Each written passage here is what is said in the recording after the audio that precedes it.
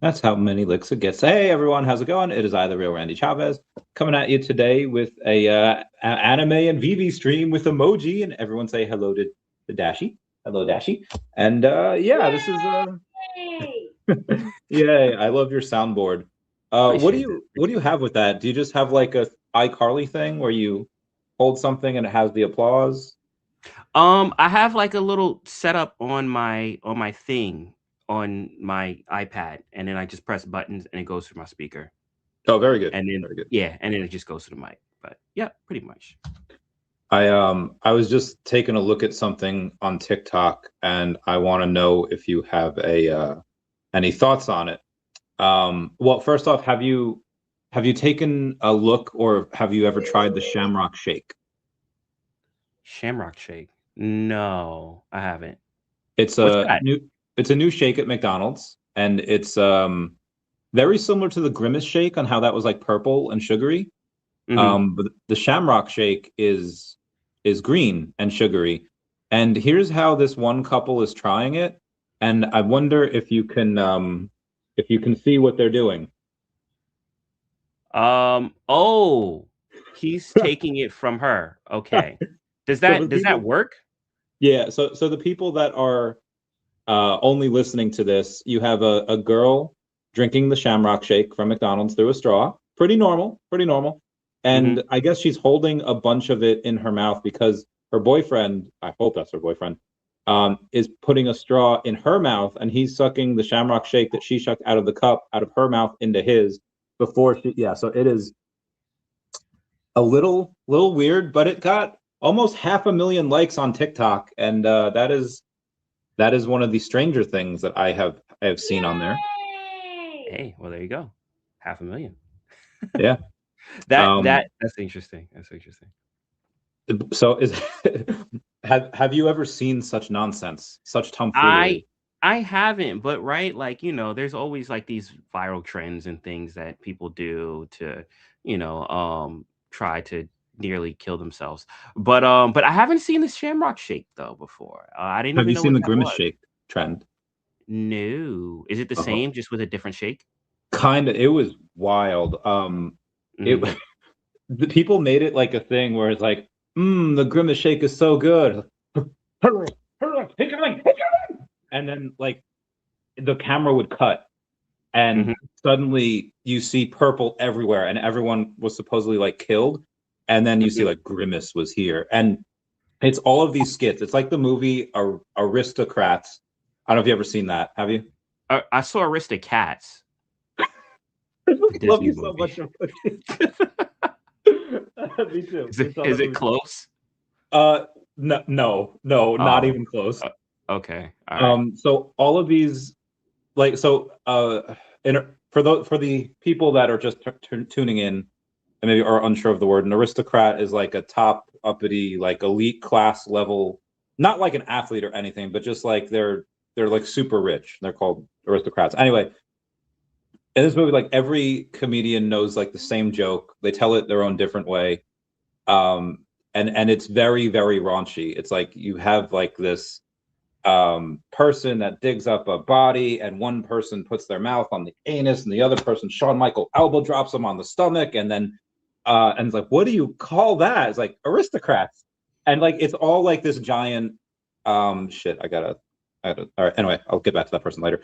um so it's all about these like aristocrats being like crazy, disgusting, wild, like you would never expect it. And that's what the Grimace Shake like theme was. It was like you put on this skit which you would have never otherwise seen. I don't, and this is like before ChatGPT got big, so I don't know how people were writing this, but it was wild.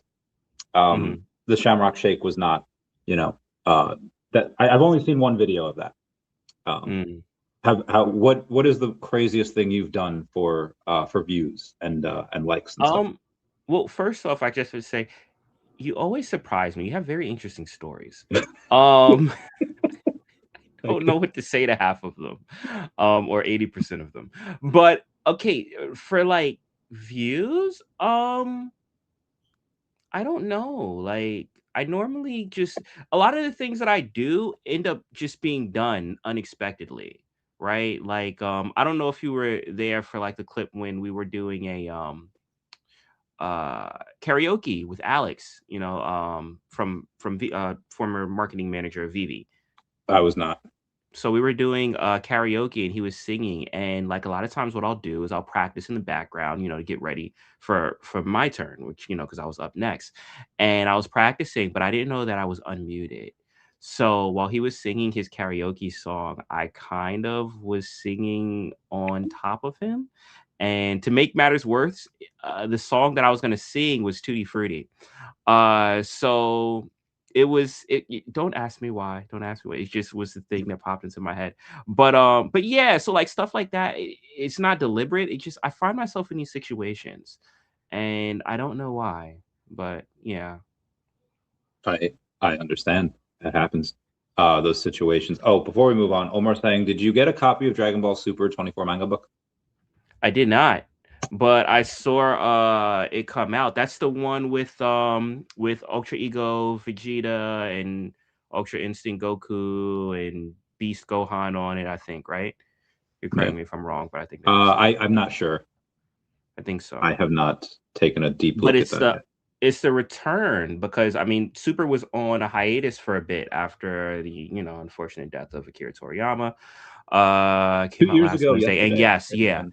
Yeah. Yeah, so we were kind of like waiting, is Toyota we knew Toyotaro was going to continue the story, but we were kind of just waiting as to when. So it's back in full rotation, which is good. But no, the cover looked amazing. I didn't pick it up, but I do remember looking at the cover. I'm like, this looks really awesome.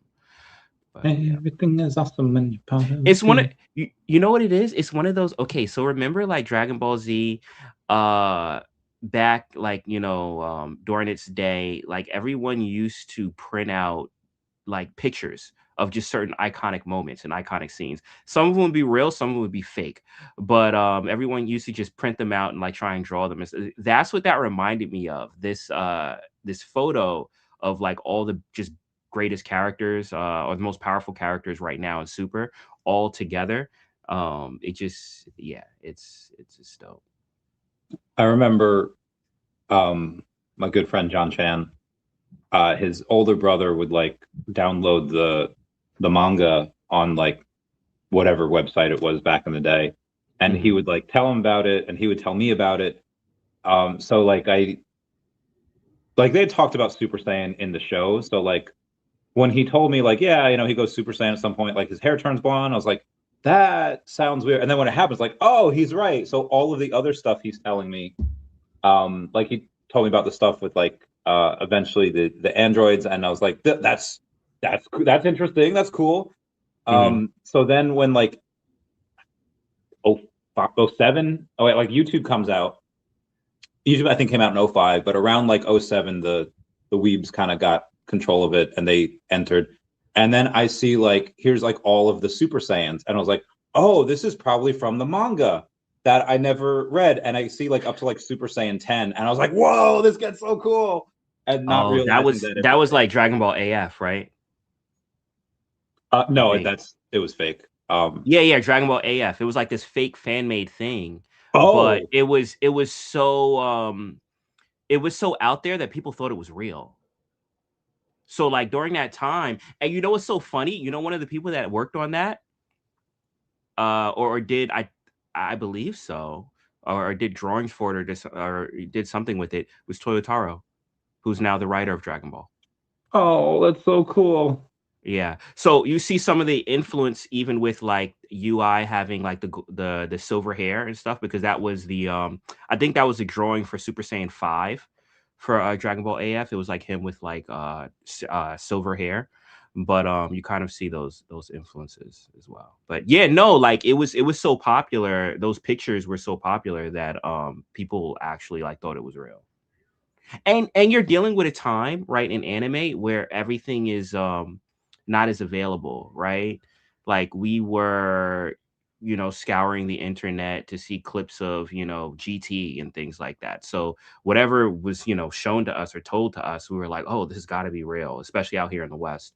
So yeah. No, I know what you're talking about. I know what you're talking about. But yeah, I'm Dragon trying Ball to AF. find the what? Dragon Ball AF. That's what it was. Okay. After Future, I believe, was what it stood for. Nice. I'll probably try to read that. I remember reading a bunch back in the day. I forget. I think it was just called fanfiction.net. There was one that had to do with like Goku and Anne Frank were in one that had to do with like 9/11. It was wild. I remember being like everyone was sharing it, like everyone was talking about it. I'll have to try to find it and see. I'm sure there's copies saved somewhere. Omar says April Fools. Yeah, it had everyone fooled. Like a lot of people really thought it. Like people literally really thought it was real. I don't. So I'm imagining you have tried to like we all have probably tried to go Super Saiyan at one point or another. Or maybe not. I don't know. I mean, when I was younger, yeah, when I was younger, I think I did it. I think I did a few like Kamehameha waves too as well. Same. You know, like yeah, just having fun. But yeah, I did. The reason I bring it up is because I get really inspired by it. And I just sometimes this is like the autism, like someone will say something, I'll remember and I'll just put it into my vernacular and I'll just say it randomly. So for My Hero Academia, like one of the things that just became a stim of mine, just randomly, I'll say like, it's fine now. Why? Because I am here. And I would do it like at the gym. I'd be doing like leg press or something. And this is in like 2020 when we could go to the gym after like 6 months, but we needed masks. And I would say it like as I was doing my set. And this one girl that was next to me, I guess her like headphones died or something. She's like, excuse me, could you like stop saying that? Like it's kind of annoying.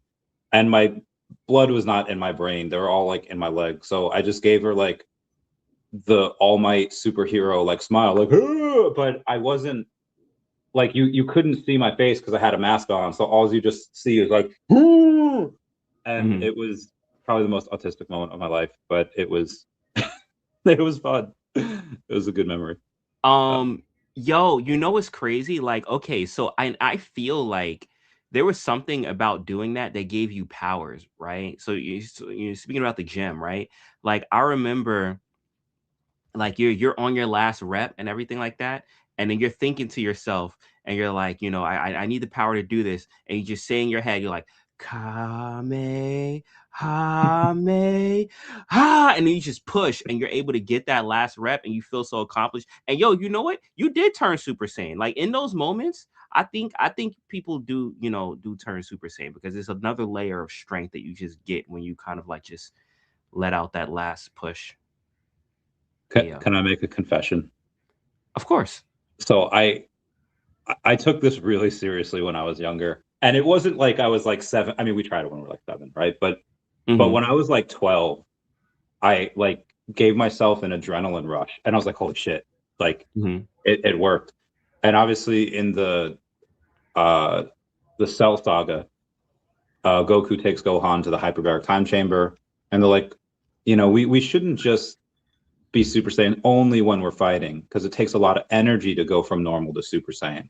So we're going to be Super Saiyan all the time. And this way, this level of intensity will become normal to us, and we don't have to worry about transforming. And that made so much sense to me. So when I learned how to give myself an adrenaline rush, I did it all the time. And I tried to like give myself an adrenaline rush while watching TV, do whatever. And I actually damaged my adrenal glands. And it's that it was the most retarded thing I see here. That's crazy. Yeah, because I was doing it so often. I was getting, I think it's called Addisonian. I had to take like meds for a little while, and then I think they're fine now. Okay. I did it once in the military, like to show people, like, oh yeah, you could like just do it. And then I was really drunk when I did it, and the adrenaline rush actually makes it so that you sober up like super quick. Definitely not recommended. Definitely not healthy. But yeah, that was. Yo, shout out Max in the chat. Oh, Yay! And we got Magic in the chat. We got everyone in the chat. Yay! Nice. Oh, Omar being super dramatic here. Scream, try to fly. Did you ever do the Naruto run? I know Max wants to know the answer to that. Yeah, so Crypto Rain talked about this one time, and we were in Arizona, all of us, for something. This was 2024, I think. Maybe it's Tina's birthday, or so it was somebody's birthday. I have pictures. They're on my Instagram. I got a giant sushi boat. I had a lot to drink, and then when we're getting out of there, everyone was like kind of stuffed and like, oh, I can barely move, and I was like, I can move, and then I do the Naruto hold on, do the Naruto run like to the car, and me and Rain were streaming like a couple months later, and he said like, yeah, like I like Randy's like childlike demeanor or whatever. He's like, one time after, and he mentions the sushi story, and he's like, after we're going to the car, and he pretends like he has a cape, and he's holding the cape back, and he's running. I was like, Rain, that is not what that was. I wasn't pretending I had a cape, and I told him like the Naruto run thing. I showed him like pictures of like briefings. Oh, he didn't know what it was? No, he had no idea. He didn't. That's horrible. Like, how do you like? That's a huge like section of just pop culture. Yeah, I'm just not knowing. That's like not. Yeah. His kid is into it. His kid is a big anime fan, and it's like, I went out to visit him some point last year and stayed with him for like a week. Him and his wife were super great. His whole family's freaking great. And his kid is just like putting on like Death Note. He's putting on and watching Supernatural. I was like, yeah, these are my kind of people. Let's go. Yeah, awesome. Yay! Yeah, I think so. Rain's a little bit older. And like I think Naruto came out I think after Dragon Ball Z, so it was Naruto came out, I want to say like in the 2000s, or at least it became big over here in the 2000s. Yeah. So I think Rain is definitely an adult at that point. Yeah. Yeah, your arms work today. What? So cool. Super Saiyan at heart. Gordon will go there Kamehamehas when he's on the toilet.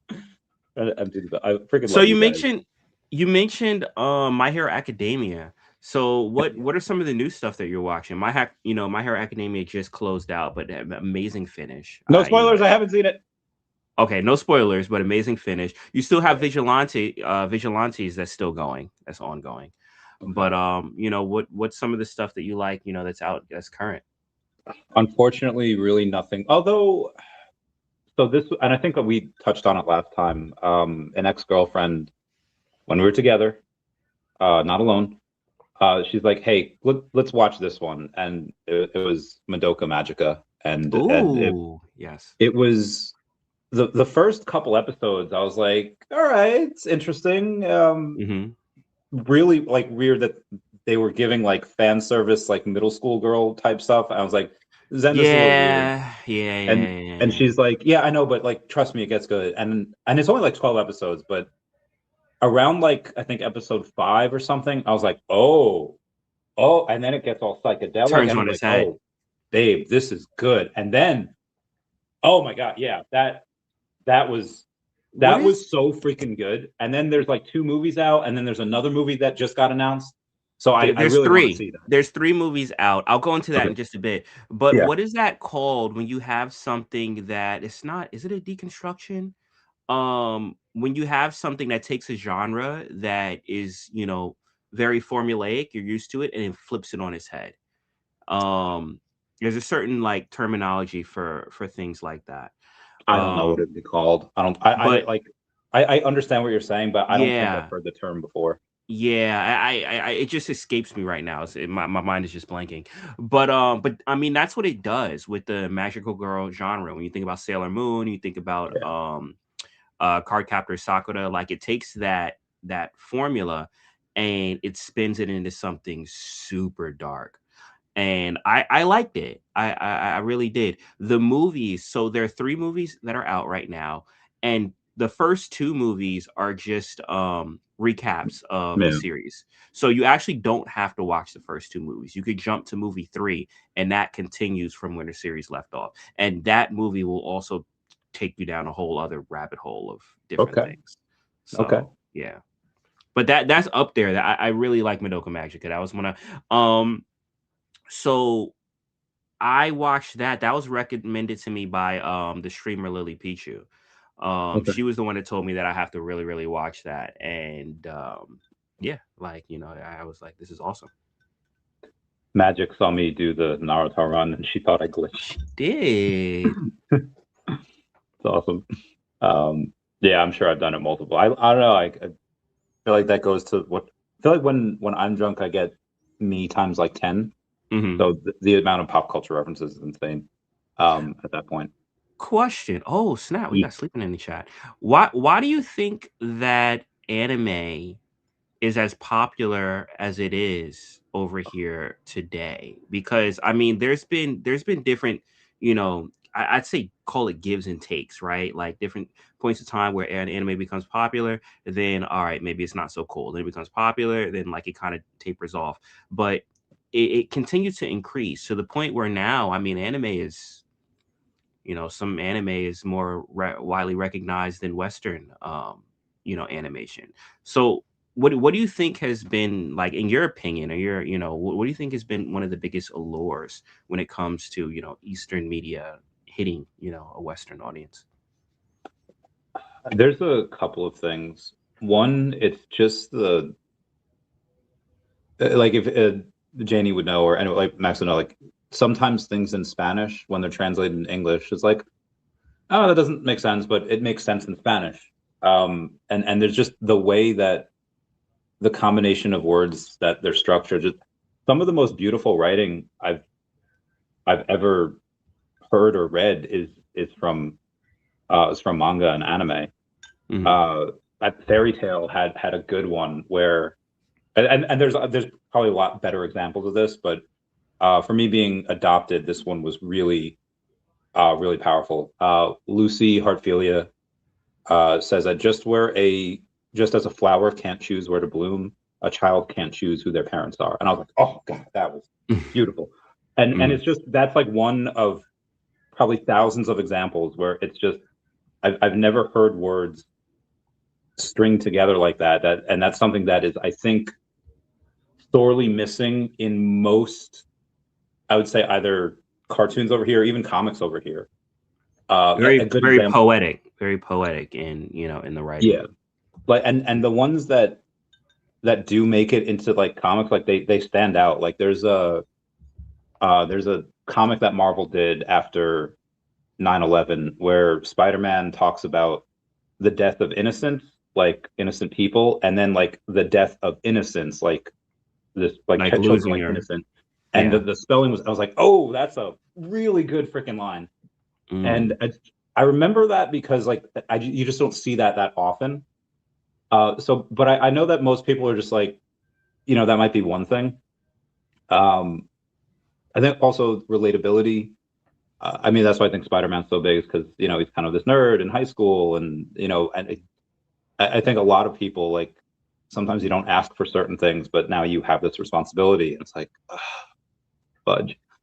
Mhm. Also, because they're, aside from Dragon Ball Z, they're allowed to end. Like, there's a story set. Yeah. Okay, I'm going to start here. I'm going to end here, and that's it. That's the story. Whereas a lot of the classic superheroes, like, you're never going to have an ending of a Batman or Spider-Man or Superman. Like, they have to go on forever. There's always rebirths of new universes.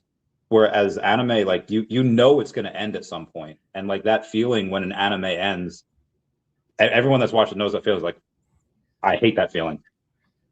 And I think that's what makes the journey so awesome, is because you Mhm. know it's going to end at some point. Your favorite character will die. Like, there's going to be a time where your favorite character will have said their last line, Mm. and that sucks. But I think that also makes you appreciate the time and stuff that you have with them. That being said, I don't know. I like the continuing stuff. Like, I like that they're making Toy Story 5. I like Toy Story 4.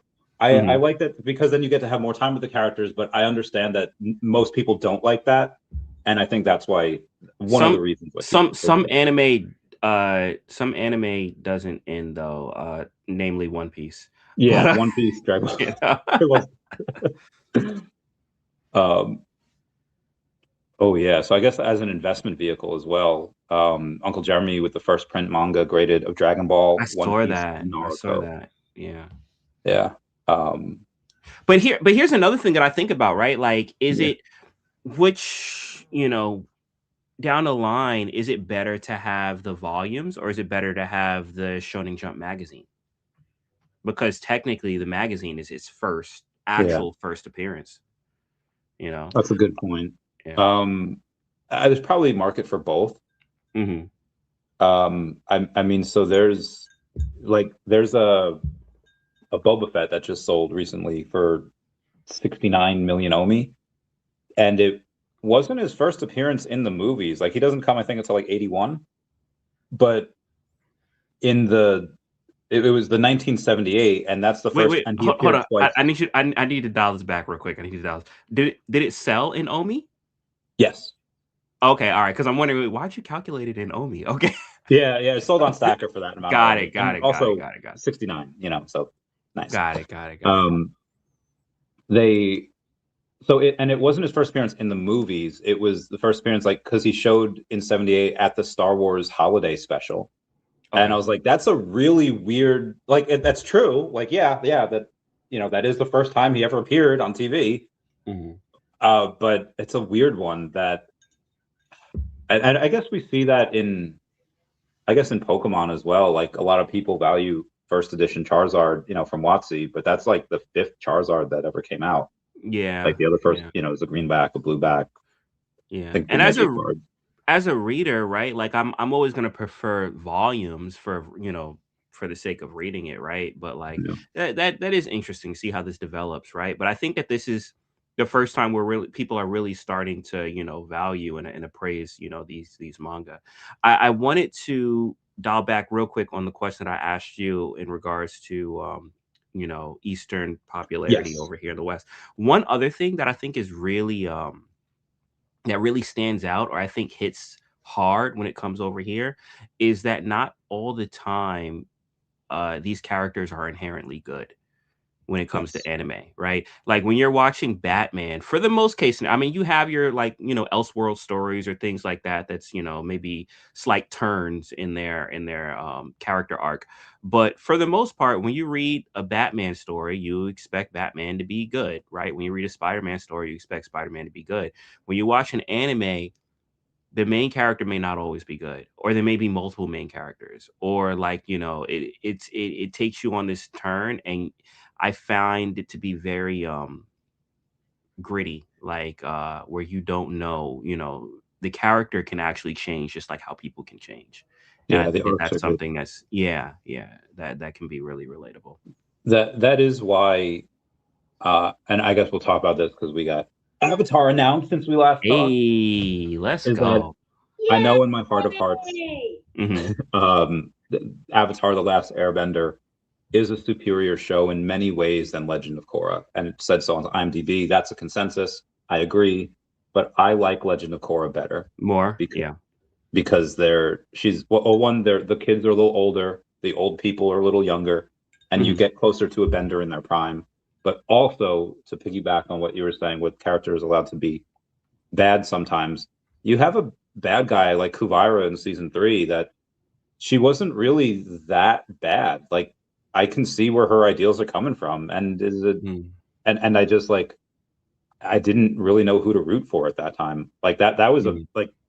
you have Firelord Ozai, who's like such a cookie cutter villain, just racist, and he just wants to destroy the airbenders, and fine, a villain we can all hate. But yeah, like when you have a villain that's not really a villain, I like that better. Yeah, it's more relatable, and you find that a lot with anime, and Yeah. especially like shows like Demon Slayer, where they take the time to flesh out like every villain, sometime at nauseum, but you feel for them, Yeah. right? And they'll do that, and you're like, dang, now this villain has to die, right? But you're already like connected to them, and I find anime does do that a lot. I like. Like Have you ever cosplayed? Um, slightly. I did actually at one of the VeVe parties come with a themed Deku or Zuku Midoriya. costume. I had like I got the Deku hoodie with like the ears on it. And I was Hell wearing yeah. that all the time. Like, and once again, yo, Magic loved this hoodie with the ears on it. She thought it was amazing. But so it had that, and then I had like this green jacket, and I put a mask on, so it kind of like had this Izuku Midoriya feel to it. So I'm trying to find the actual photo. I went on my friend, this girl we used to date back in the day. It took off my Uh-huh. head and I can't click on it, but you could tell I'm King Vegeta. And Oh, nice. so I've done this a bunch. I'm Bane without my mask on this one. Like I cosplayed. I used to cosplay like every year. Like this was I was Crow from Ruby here. As have you ever seen Ruby? I haven't seen Ruby. I know what you're talking about, but I just haven't seen it yet. Yeah, it's good. You recommend it? Oh yeah. Now I've only seen like the first like 6 seasons. I think there's like 9. There's Bane before the Donkey Kong, so this must have been 2017, 2018. Yeah, that I love cosplaying. That is like my thing. Obviously It's fun. It's fun. Yeah. So I think that definitely helps with anime as well.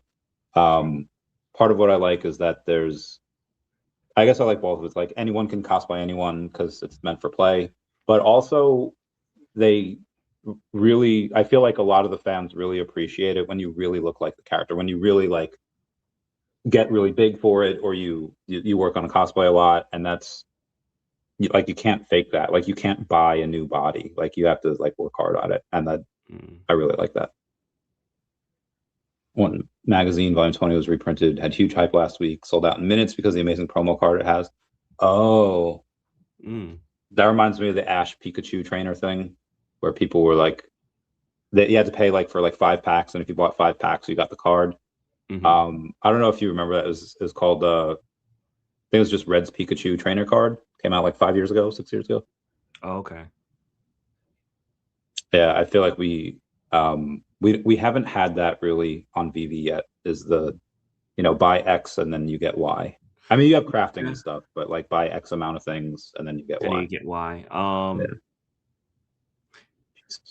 Yeah, not yeah. Magic said should go Super Saiyan Disneyland. So anyway, bring it back to Avatar. We got the first one's going to be Aang. Excited for Aang. What do you think of Avatar in general? Favorite characters who you're most excited about?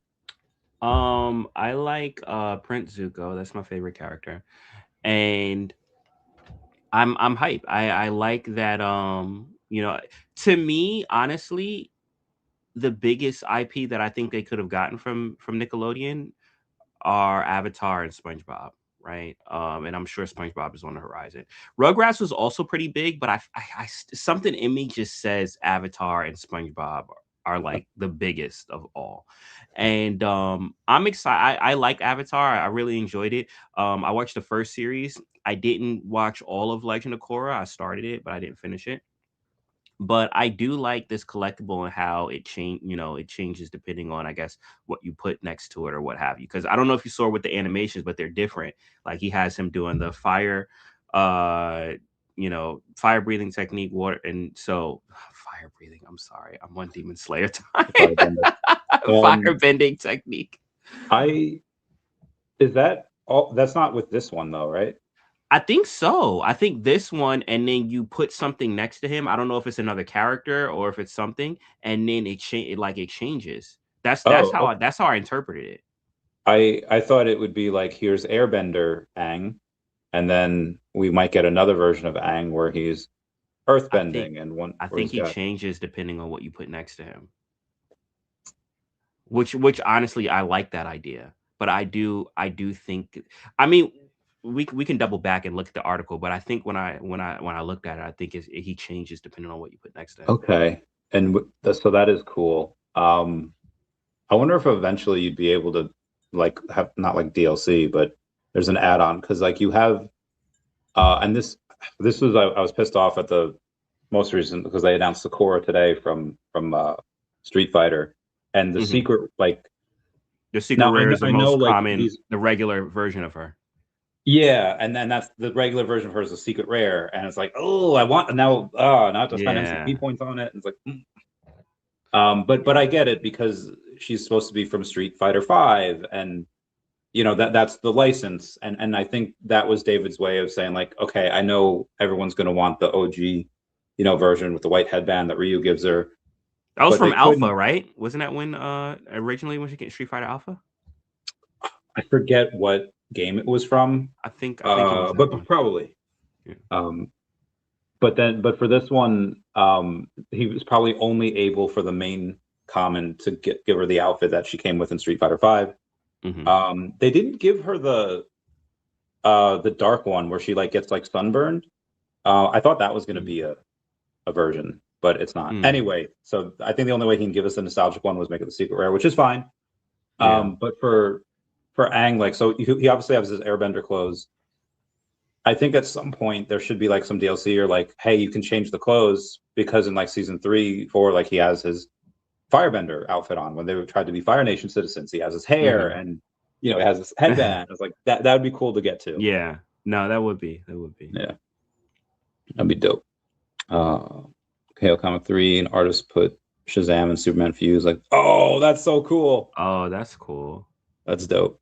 I wonder what that looks like. I have to check that out. Yeah, I gotta check that out too. So you like I'm Avatar, gonna say Legend because of you Korra. didn't finish Korra. Yeah, I'm gonna go with Avatar because I mean, like that's the only yeah. I'm sure VeVe will get South Park as well. I think so. Yeah. Go. I mean, they're already doing the Agoro stuff. Like with they have the Agoro South Park stuff. They did, and that's why I think they'll get them. So why Prince Zuko? Why do you relate with him most, or do you like him the best? I like redemption arcs. It's one of the reasons why Vegeta is my favorite character from Dragon Ball.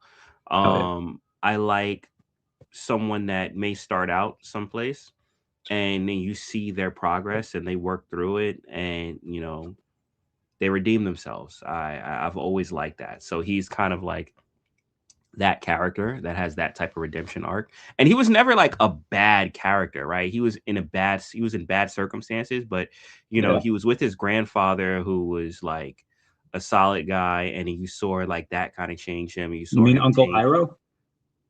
Oh, his uncle. I'm sorry. His uncle Iroh. And like, yeah, you saw that kind of change him. So like, I just like those type of stories. Yeah, Uncle Iroh is one of my. There's no like bad characters in Avatar. They're all like, I freaking love them all. I think one of the things that daCat might have an issue is that they're all pretty cool already. Like, there's not going to be a ton of arcs for everyone where like this one has a drinking problem, this one is an addict, and this one, like hits kids. I don't know. Like there's no like. I mean, for some, I have different characters, but it's yeah. I haven't thought about that. For the who's yours? Probably Toph. Toph would be my favorite. I like her too. She's very like tough and strong, and yeah. She's another. I would say probably she's my second favorite one. Second favorite character. She's funny, sarcastic, and also have you ever dated someone like her that they show affection by like oh you, and then by hitting you? Yeah. No, I've never. I'm sorry, I haven't. I've dated a few women like that. One I was actually engaged to was a girl named Natasha. That was great. And yeah, I don't know. You get, I want to say like PTSD. Maybe it unlocks something in you, and it just now I like that stuff. And I was like, yeah. Okay. I love it when your avatar, his mouth is like. Oh. But yeah, that's fun. I feel you. But yeah, no, I'm hyped about it. I'm hyped about these drops, and I'm hyped about even what's to come. I know they've been teasing like an anime rollout, for a while now. I hope that comes soon. We have a whole show where all we do is talk about anime, so we're waiting for that because we want to cover whatever drops during anime after hours. So I'm excited for them to really dive in. But the thing is I don't know if they're gonna jump into like the straight mainstream stuff, or we're gonna get some of the obscure stuff too as well. Because I I would like, hmm? Sorry, go ahead. Because I would like some of my favorite stuff, to watch, or my favorite anime isn't like, your typical shonen, anime. I'm watching my favorite show that's out right now that I'm enjoying is Fate Strange Fake, and that's a seinen. And while it's popular now because it's getting a lot of buzz, it's not like, it's not like One Piece. It's not something, everyone will identify with, or recognize.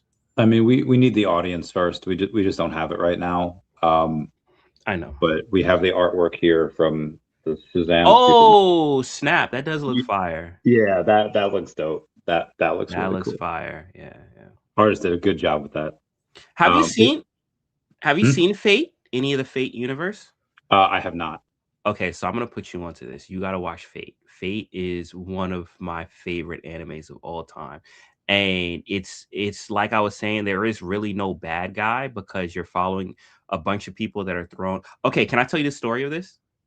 Yes, but you're gonna also have to tell me what order it goes in because it looks like there's a lot of There's a them. lot. There's a lot. You're gonna start with Fate Zero. That's where you're gonna start. Okay. Right. This is I'll do it. This is gonna Okay. take me a while though because I don't have time for it. But You don't gotta I watch would all of them. You don't gotta I, watch all of them.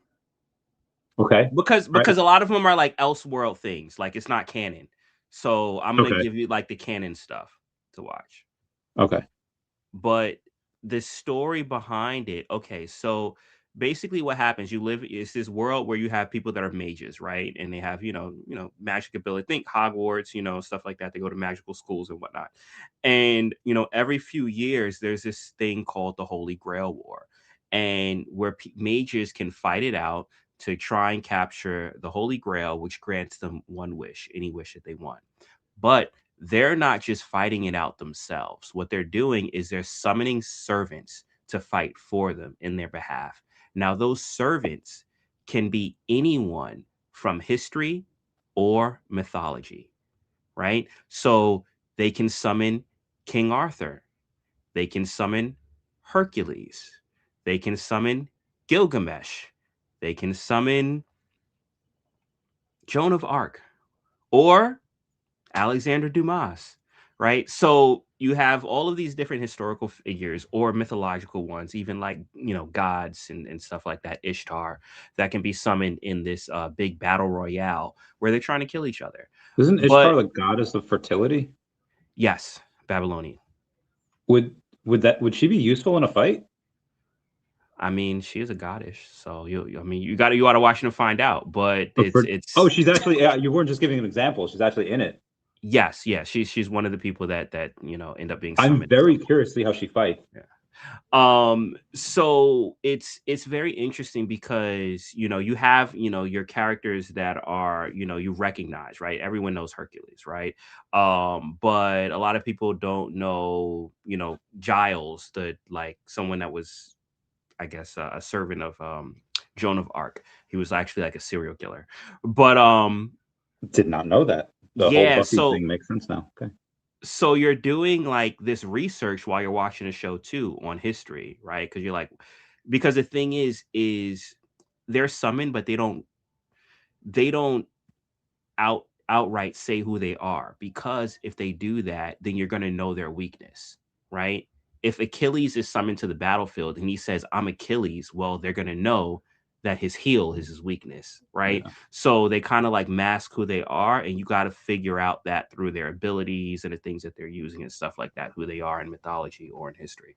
But it's a really good show because it makes you question a lot.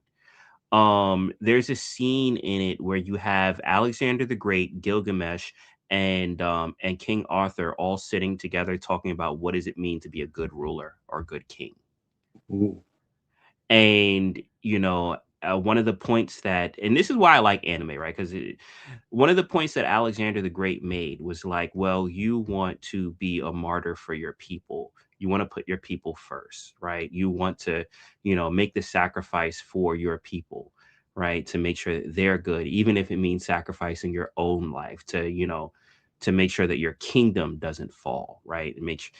And Alexander the Great comes back and he's like, well, a king is also supposed to set the example, right? And you think about Alexander the Great and how he was in war, right? He was always at the front lines. You're supposed to set the example that your subjects can follow.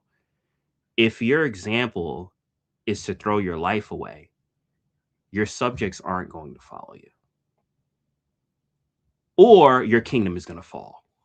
So you have like this back and forth exchange between these kings about, you know, ideologies and stuff like that. Like it's a really, really good show.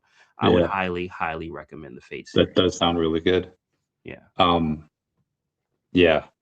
Okay, so Fate Zero, you said that's the first one? Fate Zero is where you start. Yeah. And once you finish that, then I'll tell you where to go from there. But you know what's funny about this? Okay, so here's another size type. So that the Fate Stay Night franchise is started out as a visual novel, but an erotica visual novel.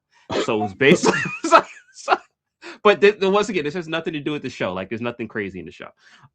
But basically, it was based off your love interest, right? Like a video game, right? You choose your love interest, and there's a different story, a different path, depending on who you choose, right? And the anime kind of does that, right? Fate Zero is your starting point, but from there, there's 2 branch offs depending on the main character's love interest. So you'll see, so Fate Unlimited Blade Works is one love interest, and Fate Heaven's Field, same main character, but a different love interest. And you're seeing those 2 branch offs at the same time. But it's really interesting. It's a really interesting show. Okay. I love conversations like that. I like the Optimus Prime type characters where they say something deep, and because they've lived for so long, so everything they say is like, oh, okay, that makes sense. They kind of go into that a little bit on Secret Wars in the comics, because there's Doom is like emperor of like a certain thing, and then the Thor. I don't want to give too much away because we're about to get those movies soon in the next few years. But they talk about ruling there. Actually, Thor talked about that with Loki, like in the very briefest of scenarios in Avengers 2012. It was like, you missed the treat of ruling, brother, or something, whatever he says. I feel like you'd like Ruby. Yeah, I gotta check it out. I've always seen it. I see it on my feed all the time. I just haven't watched it. Yeah, it's pretty dope. Is there any, so I don't know, you ever read the book Freak the Mighty? I haven't. I'm sorry. No, I haven't. But I think no, I haven't. It's it's pretty good. I'll just leave it at that. It's pretty good. But I don't want to spoil it. But long story short, one of the people in there at the end is just like, I'm gonna write a book. I was like, oh, that's cool. For someone that has enjoyed so many great works of writing, what's stopping you from making one on your own? Like at least just the writing part. I don't know if you're a good animator. Like an anime, a story.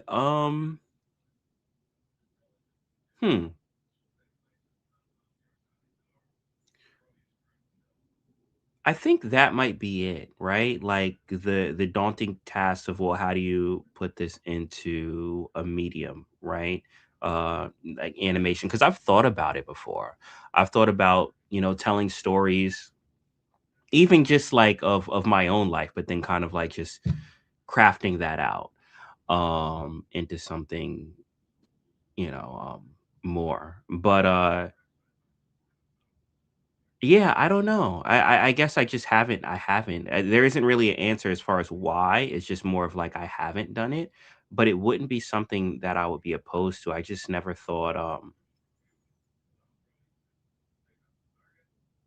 I never thought as far as the follow through would be. I'd be able to.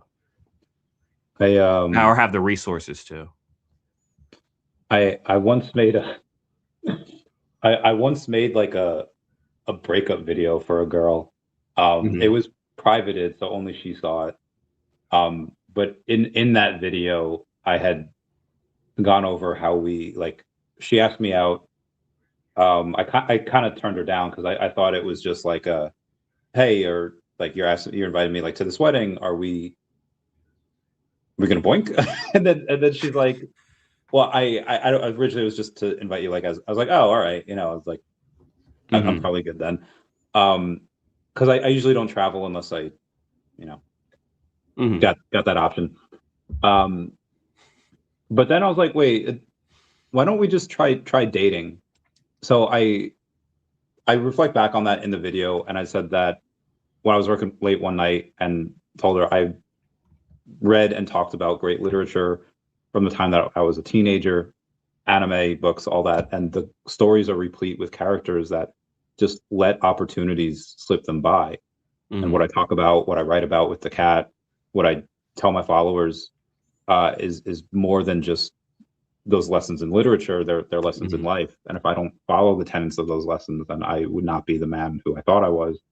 And I really like going and trying not to let opportunities pass me by. And I'm not saying like you writing something would be like a, but maybe it is. I feel like let me bring that back because I do write. I write a lot, right? As being a songwriter and writing poetry, right? So I do write. I just haven't written a story, but I do story tell in my art, right? Like I don't know if you've because I've read a few of my poems in spaces. I don't know if you've been around for any, but I tend to be very visual in you know the way that I write.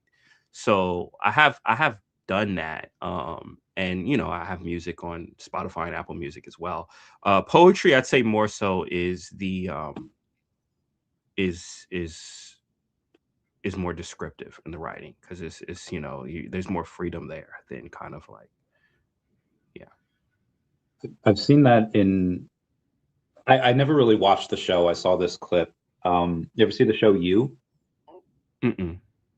It's about this guy. I think he's a serial killer. Um, and I don't know if he's a writer also. I haven't seen the show. But it's just in one of the excerpts, I think from like the book, like you can tell it was written not by like, okay, here's a screenplay, here's what these characters say. Like it wasn't written by like a show writer. It was written by like an actual writer that writes these books because there's a ton of literary elements that's talking about the rockiness of the gravel on the ground and the rain soaked tile, like that. Just some cliches, but some stuff like that. I would love to if you pick like a couple of your favorite poems, send them over. I would love to read into that and see if I can. Do you want me to perform one right now? Oh yeah, that'd be dope. Okay. All right. I have one up. So just give me a second. All right, here we go. This one is called Macroeconomics. We shared classes. I remember the first day of the semester. Eyes surveying the classroom like a questionnaire, looking to start anew before my entire body had even crossed over the threshold.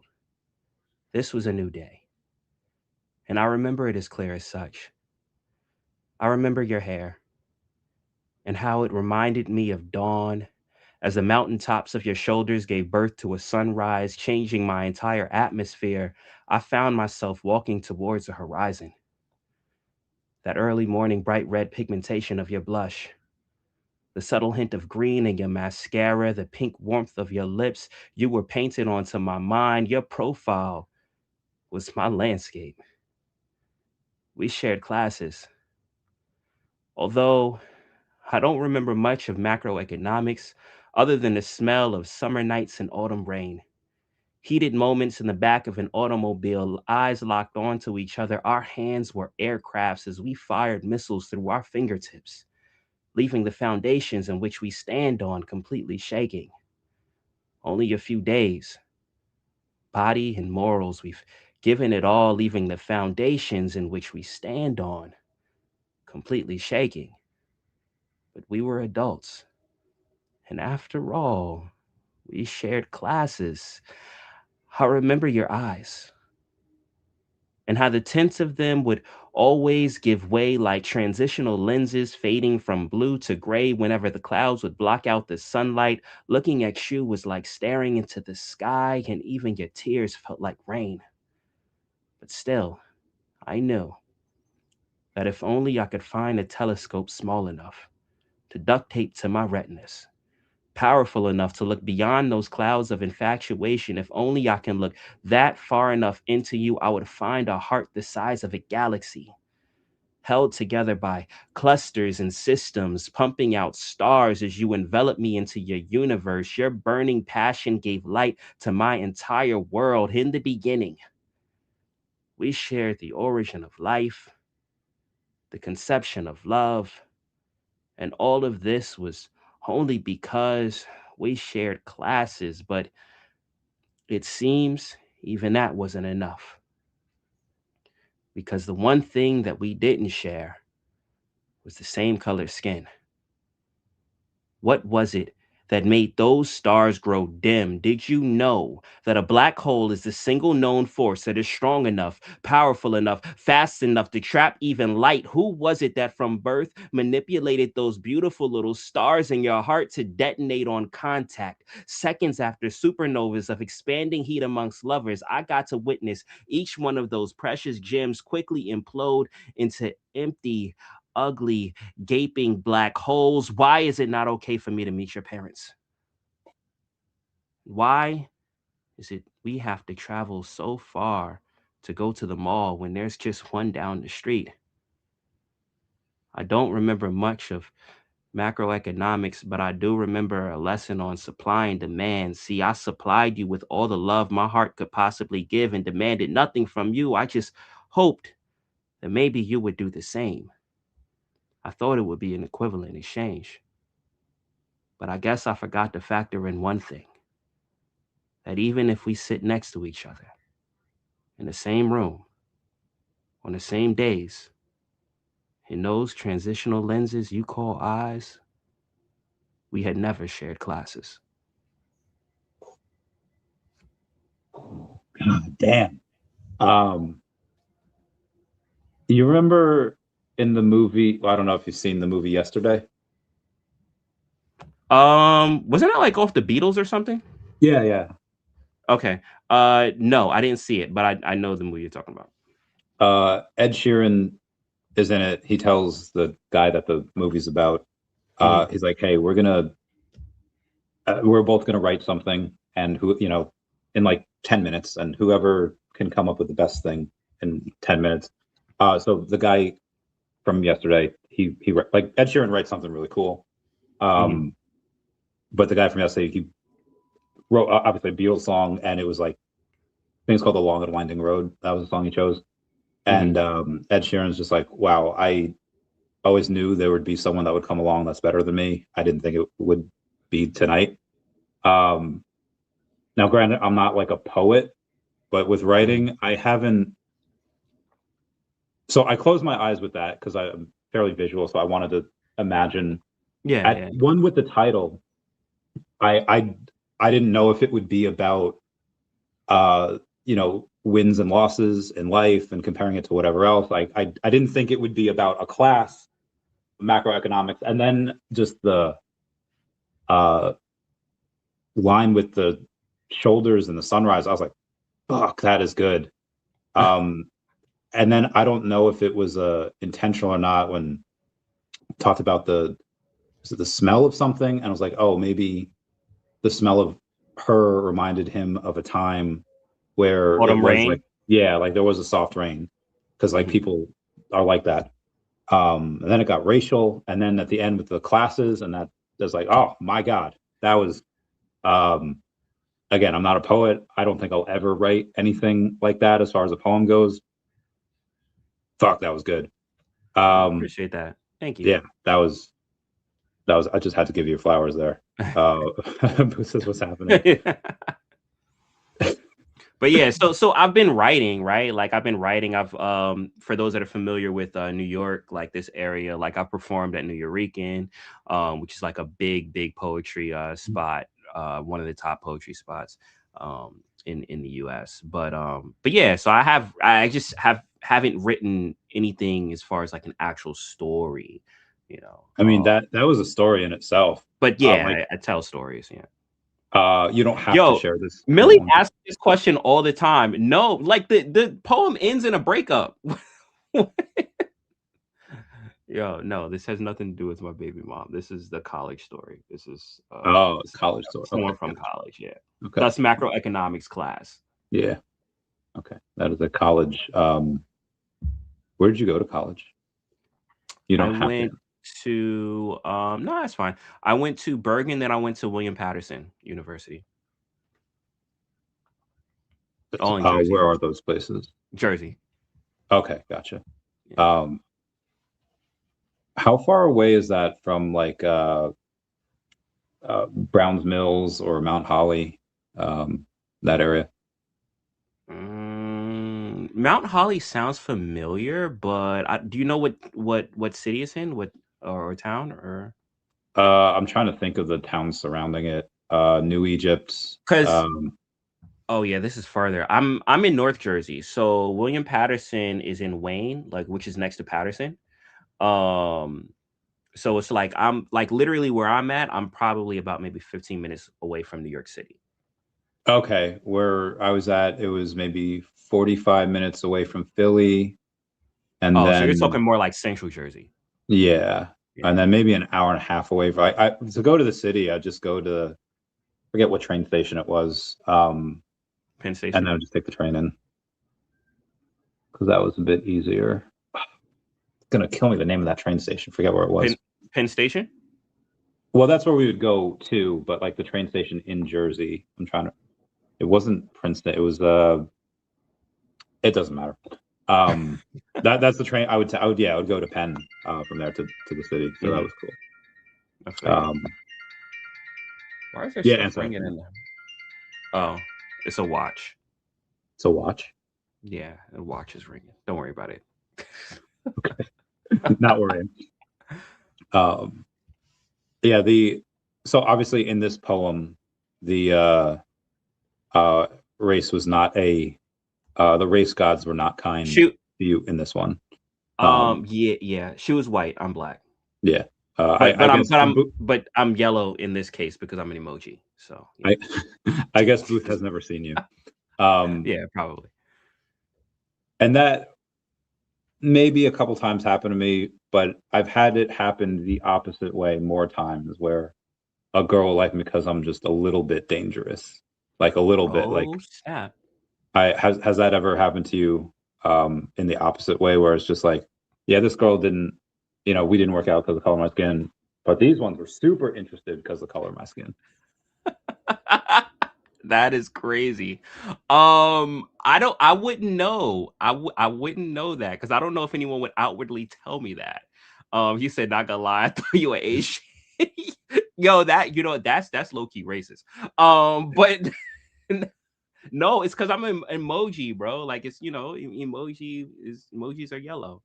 But no, I don't know. I've never had anyone be that forward with me in relation to that. But I've had people like, where you could pick up that they like you because of what you can do, especially like, I spend a lot of time performing, right? Music and poetry and stuff like that. So you get Booth is very bad at telling what a person is or how old. Booth thought I was like, I made a Zoe 101 reference once. This was like a year or two ago, and Booth is like, what are you doing talking about Zoe 101? I was like, I was a teenager when it came out.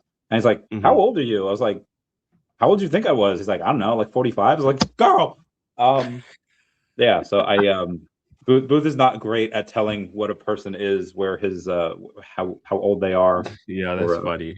Nah, but shout out Booth though. Shout out Booth. Yeah, shout out Booth. Booth, he's a good guy. He won a giveaway yesterday. Hey, let's go. Yeah. Yay! I don't know what it is. Also, Booth, we're gonna have to do a thing where you can only win once a month, because VeVe said so. So we got to keep it fair, Booth. Because every time I ask a question, Booth knows it. I don't know if he's got like an AI chip in his brain, and I think we just watch the same stuff, and that's. He might. he sounds like an anime fan, right? So I don't know if you're Yeah. asking pop culture stuff or anime stuff or whatnot. Yo, Booth, you should check out Fate 2, the show that I was putting Randy onto, Fate Stay Did you Night. forget my name for a second? What happened? Did you forget my name for a second? Nah, I'm multitasking. That's why. Like Okay, okay. I glitch. I glitch when I can't do two things at the same time. But you should check out the one, not Fate Stay Night. Do not watch that show. That show is horrible. But start with Fate Zero. Fate Zero is a good starting point. Good, good. Thing glitching. Magic saw me glitch once. That's great. There's a trying to think if there's an anime where people glitch. You asked me before about current animes, and the only one I was really able to tell you was Madoka, because the other ones, they're all from Madoka like, isn't really current though. Madoka came out like 20 years ago. Really? It came out in the 20. Well, it came out in I'd say probably like late 2000s, maybe like Oh, 2009, 2008, 2007, like around there. oh, I thought it was recent, and then Nah, because they announced a new movie, the I movies are thought more like, okay, recent, yeah, but it must have ended recently. the series is old. Damn. Because I had to have watched that shit. I had to have watched it probably like in 2009. Like it's around like Full Metal Alchemist like time, like around Okay, there. disregard. Okay, so I've seen stuff since then. Obviously, My Hero, Attack on Titan, I only saw like the first 3 seasons of. You should finish it. It's good. Yeah, dude, Levi is so freaking cool. Levi is Mikasa, a so like beast. they're all so cool.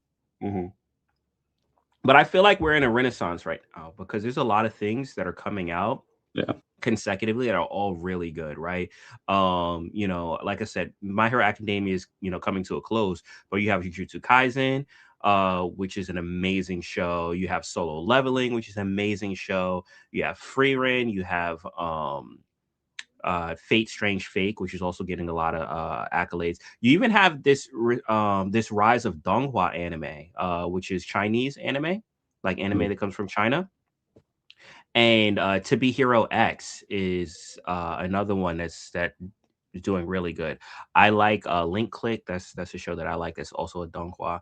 But you have like a lot of these shows that are coming out that are gaining lots of popularity, right? Especially in the shonen realm, because that's typically the thing that they push, especially out here in the West, because they know that it's going to do well. So Kaiju number 8, Sentenced to Be Hero, 2 other ones that are have huge fan bases, but yeah, it feels like we're in a renaissance because you have a lot of shows that are getting a lot of attention, that are all coming out at the same time.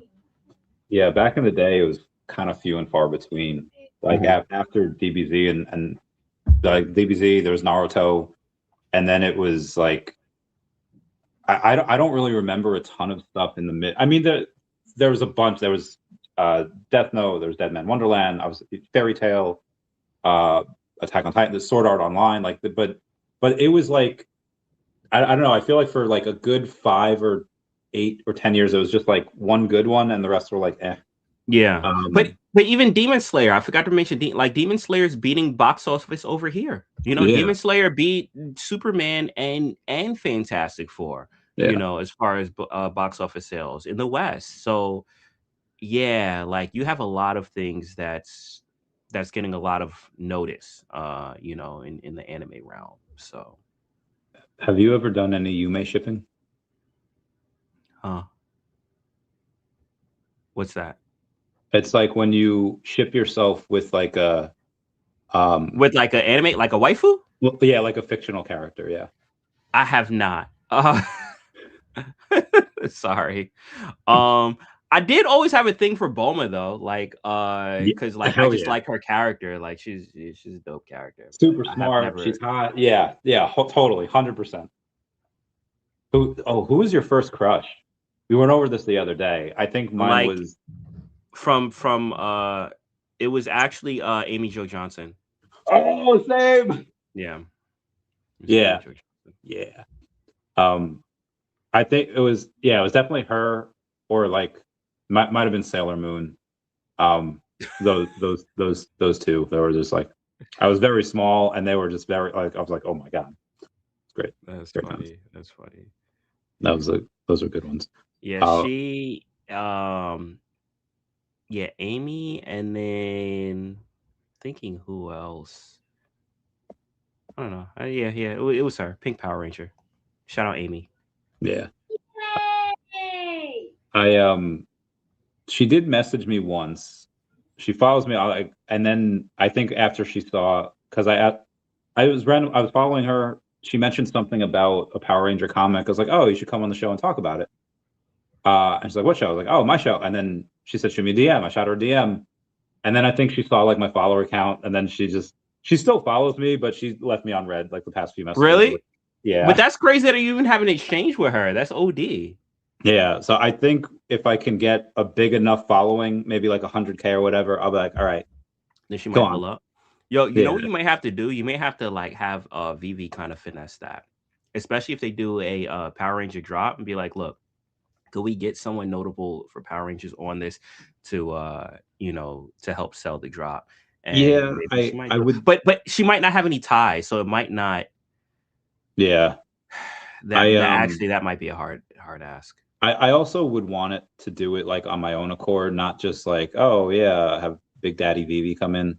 You know, I'd want to try to do it myself. I mean, I'll take, you know, take what I can get. You know, there's a handout, sure, but that's dope. That's dope that you know, you even had that exchange. So, you know, you never know. You never know. One day. Yeah, but Power Rangers would be dope. I would who owns them now? Somebody asked me that the other day. I didn't know and I forgot to look it up. Every time I think about it, I think about Saban, but I don't even know Saban is still around. Like, so I have no clue who owns Power Rangers. They are. Oh, it's Hasbro, because yeah. So they actually acquired Saban in 2018 for $500 million. Oh my god. But wow. Yeah, so Hasbro's got Transformers, G.I. Joe, My Little Pony, Power Rangers. We need Hasbro after Paramount. No, well, we already have Paramount, but I know, but I mean, like after all of the licenses, after this stuff, yeah.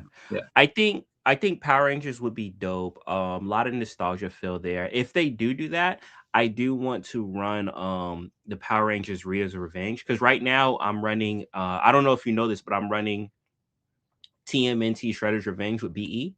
Sweet. So every time they do a Turtles drop, we play that game, and we play we're playing it on hard mode, but where our goal is to beat 4 levels each drop. So we're on track right now. So by the time that the 4th turtle drops, we'll have beaten the game.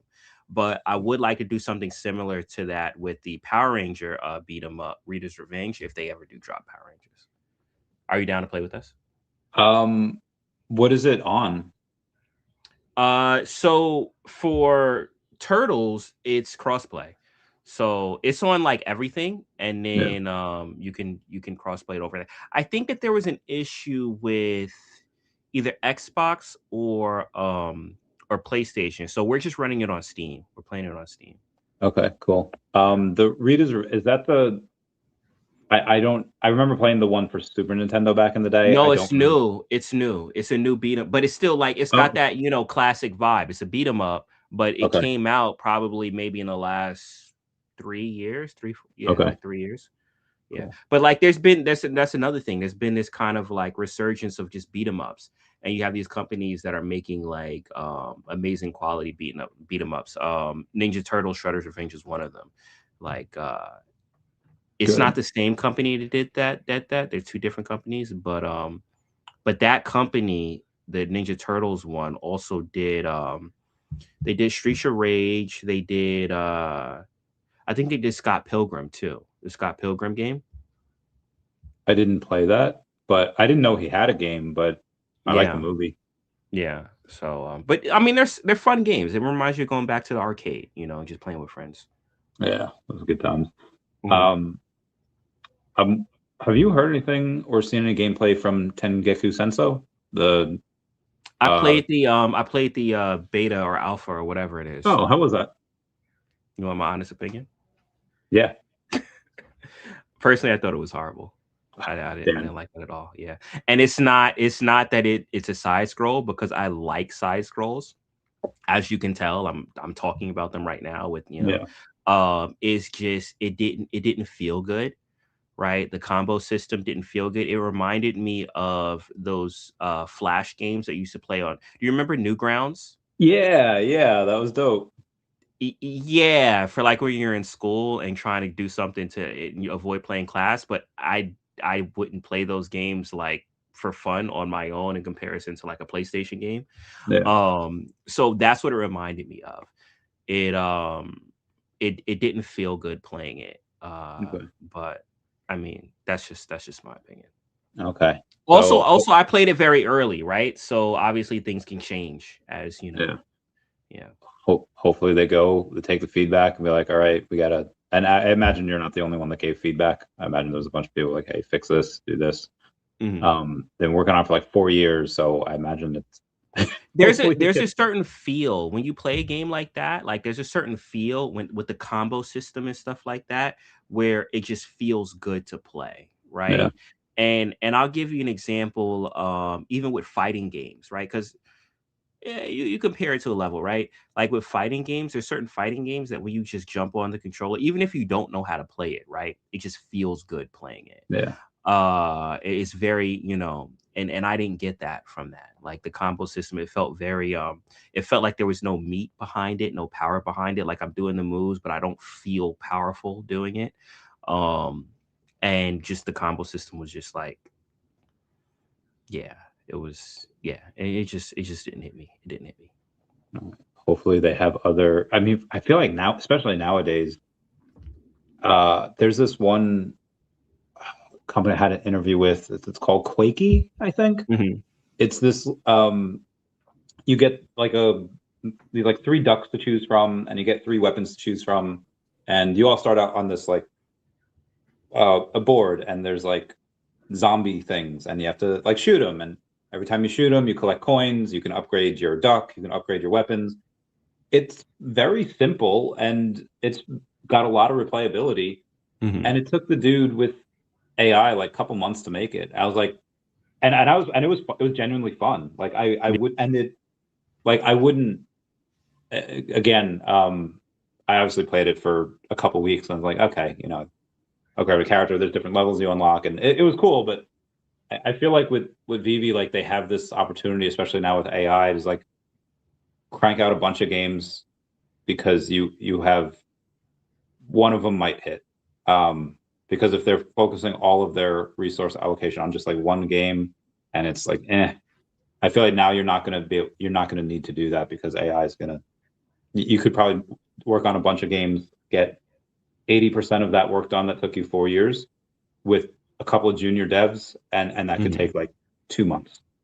The only thing with that is, and I don't know if you've been following this, but there's a lot of backlash in just the gaming community when it comes to AI. Art as well, but there's a lot of backlash with AI. Yeah, and one of the biggest things, right, is obviously like the loss of jobs, right? You're seeing companies like Microsoft and stuff laying off people left and right, and you already know where that leads, right? That's because they're looking to replace it with with AI and different things. So you have this fear, and you have gamers. Even when you look at like gaming content creators and stuff like that, like Angry Joe or what have you. You have these content creators that are vehemently against AI in gaming. So with that, I feel like that's also going to be an uphill battle because even we're talking about games that are just like, okay, fun, right? But even if you have a game that's good, I feel like there's still going to be a level of backlash because you're going to have creators that are, fighting against it just because that is purely AI. And I don't know. I don't know. I I feel like for me,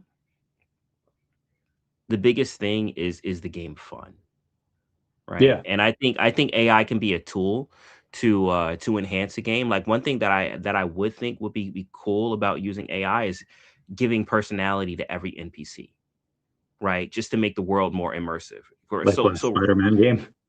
Yeah, but like so right now I'm playing Cyberpunk, and Cyberpunk is a very, immersive game. And I'm taking my time with it just in the world. And it if you can have every single character be able, you can have a dialogue with them and talk to them, and they can answer based off what happened. And you could use AI to do that. That would be an immersive experience. That would be the next layer. I'd say probably Cyberpunk is one of the most immersive games I've ever played. But that would be a level of immersion, right? That you can't do with employees, because you'd have to have an employee assigned to each NPC 24 hours out, and like that's not practical. But yeah, building AI, building games from scratch using purely AI. um I feel like it may be not that it wouldn't be succeed, but I feel like it would have some resistance. I feel like I there would be some also resistance. am not saying that, oh, like ask AI, be like, hey, make a game for me. Have the Mhm. idea and have everything, but just use AI for like the coding. For putting it Um, together. I get yeah, that. like I get that. because I get asked all the time if I would use AI for making the cat, and I would Mhm. never, because these are my stories and I want to tell these stories. Yeah. Um, but I think that for some people that say like, well, I have this general idea of what the themes I want and all this I want, and yeah, they're probably going to go crazy with it, and AI is going to probably write like 95% of it. But Mhm. anyone that's doing any type of network, like anything with software, anything with, like, that's why SaaS companies have gone from like a 30x revenue multiple down like a 10x revenue multiple, is because everyone's using AI Mhm. for anything having to do with tech. So for all the coding, I guarantee you all of the people are, for all of these companies, are using AI to help code. Now, again, the ideas and the dialogue and everything that can come from that should still come from people, and hopefully that'll stick around. But even Disney, where the new CEO is like, yeah, we should, and he's saying we should use AI as a tool, Yeah. but I feel like we all know where that's going to lead. Like the Yeah. like Yeah. you know, Yeah. True. True. True. Um, but yeah, so like let me ask you this. W- Do you think that Vivi should travel down the roadway of creating games themselves, or do you think that it would be better for them to just partner with games that are already established and maybe allow them to use the assets? I would say raise money and hire a gaming studio and have them make games that they think would be fun, because VeVe is great at so many things. But if what you're saying is true about the Ten Goku Senso, Yeah. making games is not one of them. So if that's not your Well, specialty, I don't know if Vivi is the one that made the game. I think someone else did it. It's just the issue is on the gaming landscape. I mean, we hear the numbers as far as art gaming being the biggest draw when it comes to any type of media, right? They bring in yes, billions of dollars, which is true, but a lot of the majority of games fail, yes, right? So, you're hanging on a few games that are like, hyper successes versus the majority that are crap. And the thing is the funniest thing, it doesn't necessarily mean that it has to come from a AAA company, right? Like game of the year for like the past few years have all been indie games, yeah, beating out, and the AAA games have been, like thrown out like slop. So it's not, even if you go with, a top-notch company like a Blizzard or what have you, that doesn't mean that you're going to get a good quality game. Um, so that's another part that's kind of like hard, right? Like if you invest all this money in, AAA gaming studio, and then what if the game doesn't do well? yeah. I didn't mean a AAA gaming studio. I just meant like a small gaming studio Small that, studio. Okay. because like there's, again, there's stuff that VeVe would never. I wouldn't want them to try to waste resources competing with Mhm. Resident Evil Requiem or Expedition I hear really good 33. things about that game. I'm hearing Well, really, really good things about that game. well, yeah, Expedition 9.5. You know, so Expedition 33, right? That one game of the year, right? Game of the year. Highest award that you can get for a video game. That is an indie game. yeah. And it's Like, the. I mean, all of yeah. these, with the exception of Corey in the House, which that's been a big running joke for 20 years. Um, but yeah, all of them. Like, I would never expect VeVe to compete with that. I Yeah. would, but like there were But some games. Sorry, go ahead. No, I was gonna say, but if you get game developers that are passionate, right, you can do very well with an indie company. As you can see, you could win game of the year, right? Yeah. With an indie, gaming company. It all depends as far as the passion behind it, and There's But what were you saying? I'm sorry. Oh no, you're good. I forget. It's gone. It's gone. There's it probably wasn't that important or that My bad. groundbreaking. But there's like Disney when they made they didn't make their games. I mean, they did in the 90s, and they're very, very hard. And you got the Kingdom Heart games, which is by Square Enix. Yeah, that's why that they're so good, because Disney hired Square Enix to make those games. So they that's what I think we should probably do. I agree. I think that's the route. I think that's the route. If they are going to make a game, then defer to a company that can do it. Yeah, but also there's some certain games that are not winning any awards, but like, you remember Among Us?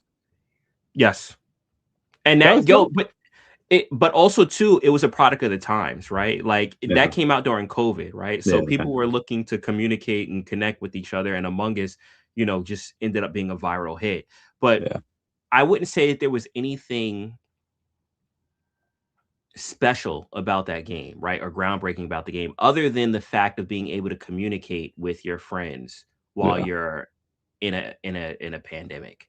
Yeah, right? on Discord. That was so much fun. Yeah. But it was. But sometimes it's that. I mean, you look at Power World, right? Power World blew up the internet as an unfinished product. Yeah. And then Nintendo sued them. They did. Yo, did you follow what happened with that? So Nintendo put out a patent for them to have the patent for the monster catching genre, which I don't even know how that's legal.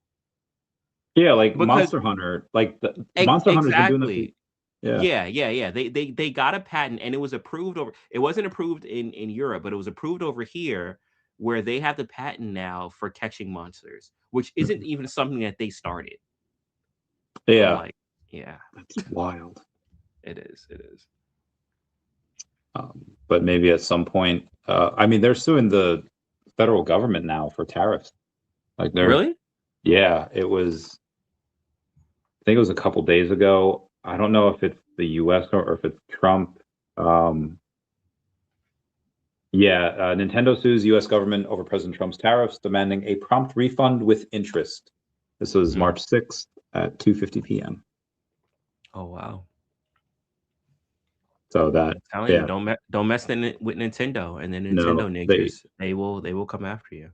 They Netflix had a deal to make a Legend of Zelda series years ago, and then it leaked. And then after it leaked, Nintendo's like, "You're not respecting our IP," and they pulled out. And we should have had an amazing Netflix series years ago of Legend of Zelda, and because it leaked, Nintendo's like, "F you." Yeah, Nintendo is one of the hardest companies, especially when it comes to like their IP, because they keep it so like locked in dealing with, and it makes me think, if VeVe ever does partner with them, that it would be big, but they will also obviously have to keep it under like lock and key, because I think David would know not to tell anyone, even like no one. He would probably have to be like, "Oh, how'd the meeting go? Like, not yet." And then he keep that charade going for like 2 years, and then suddenly, "Oh yeah, by the way, we got this." What? The strictest NDAs, like even with their own. There's this guy named Ken Sugimori, who is like one of the most well-known and best like Pokemon artists out there, and he like can't sign his name to anything. Like, there's very few things that he's been able to sign over the years, because Nintendo had this. It was Nintendo and Game Freak, I think, that had the weird lockup on like his signature. So he's only signed like a couple dozen things. Wow. Yeah, I know Nintendo is like the hardest, even for streamers, right? Like, or reviewer, or people that make content. Like, Nintendo is the one thing that you're always going to get like flagged for. Like, even if you're reviewing a game, and that's why a lot of like video game streamers and stuff like that, they tend to shy away from Nintendo, because they're gonna get strikes left and right. I guess it's more about new games, right? Because the older games, The new I games, see. yeah, the new games, like especially like when they first come out and stuff. Yeah. Did you pay attention to Pokemon Day at all last week? I saw something on my timeline in regards to it. Like I knew it was that, but like I saw something. Did something special happen? I'm forgetting now, but I did see something on my timeline that I was like, oh, this is probably because of Pokemon Day. But Yeah, I it don't was a recall. few. They had released Fire Red and Leaf Green on Nintendo Switch. I And saw then that. I saw that. Yeah. you get these like newer gamers that haven't played that game, Uh-huh. and they're like, "Wait, why is my screen glitching?" But it's because they were poisoned, and in the newer games, it And doesn't. they didn't know about Yeah. poison. Oh, snap. Oh, that was Welcome great. to Kanto. But like, thankfully, it's Fire Red and Leaf Green, because if it was just red and blue, and you pick Charmander and you don't learn Metal Claw, it's like, okay, you're I don't it's good, very hard to I beat, don't bro. think they would do that because I don't think those games are compatible unless they kind of made them. But Yeah, they have to I remake think them. you're only gonna get like Fire Red and with Leaf Green Yeah. to go back to the beginning. But that's funny. And then they announced Pokemon Wind and Waves, the next gen. I And saw so that. Yeah, I saw that. What did you think of that? the starter that I really like is Pomban, is like the little like almost like Pomeranian type of fire starter. I always And choose fire. I always go with fire. always. Mm-hmm. Oh, okay. All right. Yeah. A little bit to unpack there later, but With the exception of like Let's Go Pikachu and like yellow version and stuff like that, right? But like I always choose fire. yeah, he looks cool, but I don't know how useful he's gonna be in like there's so much water. Like there's an insane it's like Oh Gen yeah, that is 3. true. That is And true. I just, so you're gonna need an electric Pokemon. Because again, like hopefully there's a couple of grass gym leaders, and maybe he can be like, I don't know, like I don't know what his dual typing might be, because if it's just fire, that's not gonna be great. Like maybe he becomes fire ground. That could be interesting. What he'd be 4x weakness to water would be horrible. Or what about fire electric? I don't know how they would balance. I guess they could with a water He fighting would and no, because he would be super yeah, weak neutral to damage from ground. water, and then he'd get Like but earthquake would like one shot him. oh yeah. So you'd have a like what are the other two starters going to be how would they be balanced? Would they be like well, there's a grass flying, but then both of his the water could be water ground, like the mud whatever Mudkip. Mudkip's thing is. And then I love grass. that meme where it's like go outside and touch grass, and it's like Mudkip is like, my brother in Christ, I can't. 4x week to do it. I love I forget the name of the song, but there was a trend on TikTok last year where it's the song goes like, I will fall in love with you, and then it's the Pokemon that they love the most. I know you always choose fire starter. What Pokemon do you love the most? You talking about starters, or you talking about just in general? In general, and then we'll get to the starters after that. My favorite Pokemon is Jolteon. Okay. Yeah. And then okay. And then why do you always choose fire starters? I just like them. I like them over, like they just feel more exciting. Like that's the word I would use. They feel more exciting. Okay. I like fire moves. I don't always necessarily like the aesthetic, right? Like Greninja is probably one of my favorites as far as a starter Pokemon. Greninja, Infernape, because they're really good to use, especially competitively. And Greninja has a dope, like just dope aesthetic. But yeah, I just always still use fire. I don't know. There's something alluring about fire. I Oh, sound like a pyromaniac, but yeah, no, there's something alluring about just I their like Fire moveset and too. stuff. Yeah. I mean, I've used in all my playthroughs, I've used all of them through, I think, Gen 5. Mhm. And then after that, it's like, okay, I'll play this one playthrough, and then just very, very limited time. I actually didn't even play the last gen, but Foy Coco looks really cool. Scarlet and whatever, Scarlet and Violet, yeah. I Violet. mean, That's Glenn. because they were broken when they came out. Oh, was it?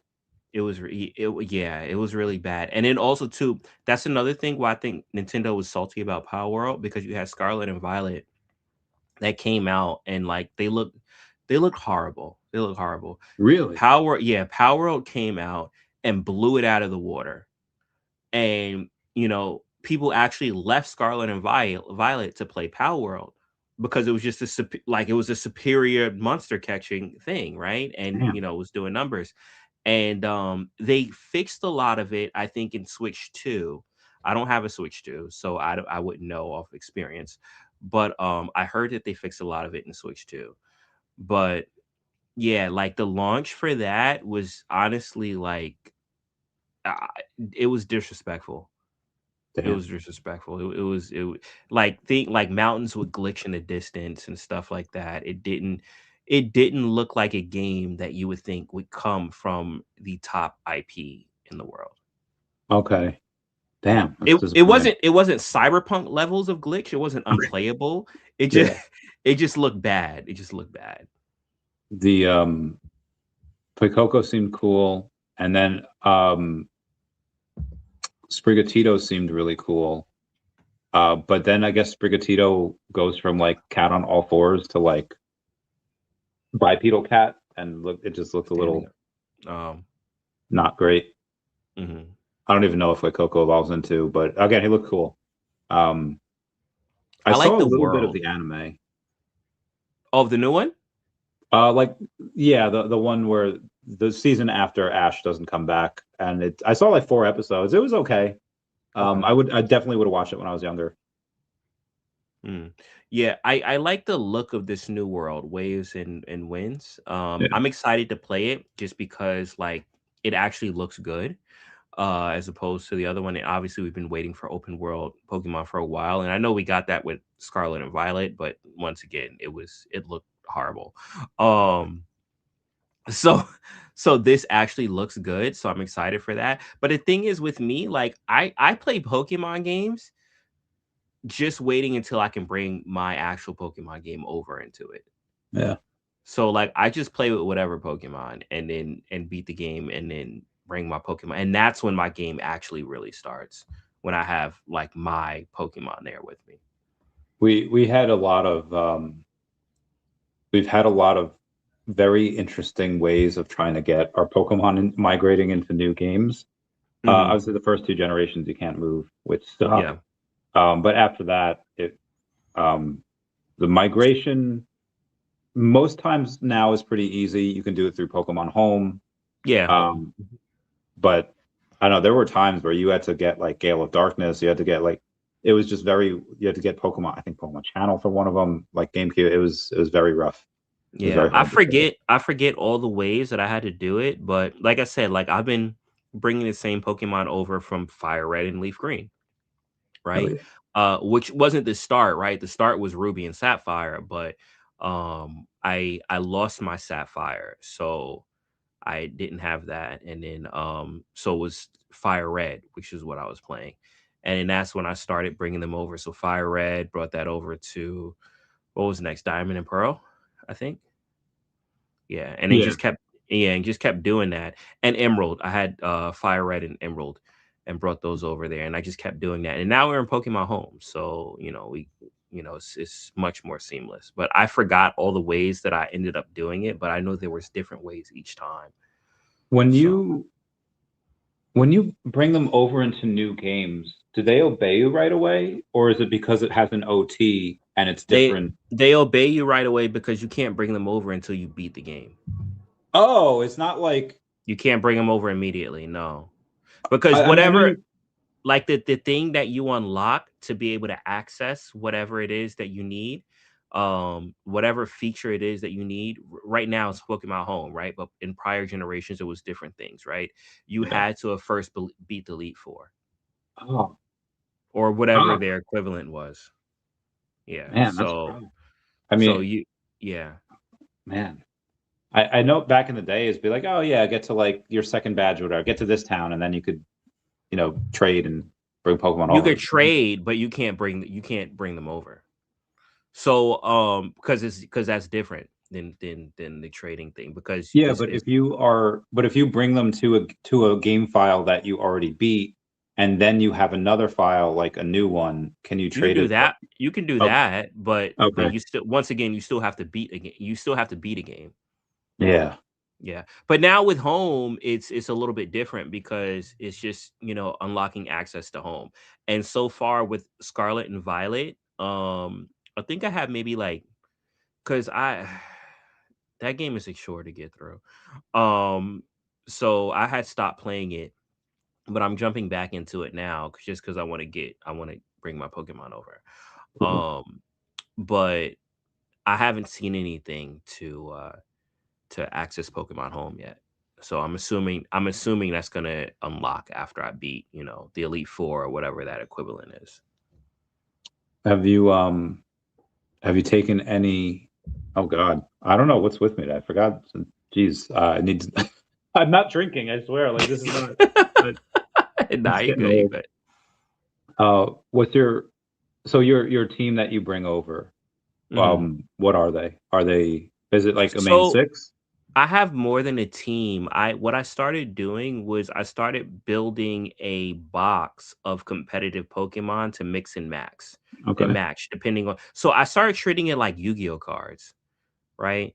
So depending on the type of game that I'm playing, like the strategy, then I'll have a different team, right? So I'll build my team around like a certain strategy, like Pokemon or whatnot. Like, so let's say I'm trying to buff up, I don't know, a Lucario with Sword Dance or whatever and stuff like that, and I'm using other Pokemon to kind of like curb the attacks and things like that. So I'll build my team around my strategy. So for that, I don't have a specific team, but I do have favorites, right? So like prior to doing that, like competitively thinking, I did have favorites that I would use, and those would be like Jolteon, Gengar, Infernape. I like because I like the Infernape knows Thunder Punch. Yeah, that's Um, dope. Because yeah, they're all special attacks, right? yeah. No, Infernape is physical.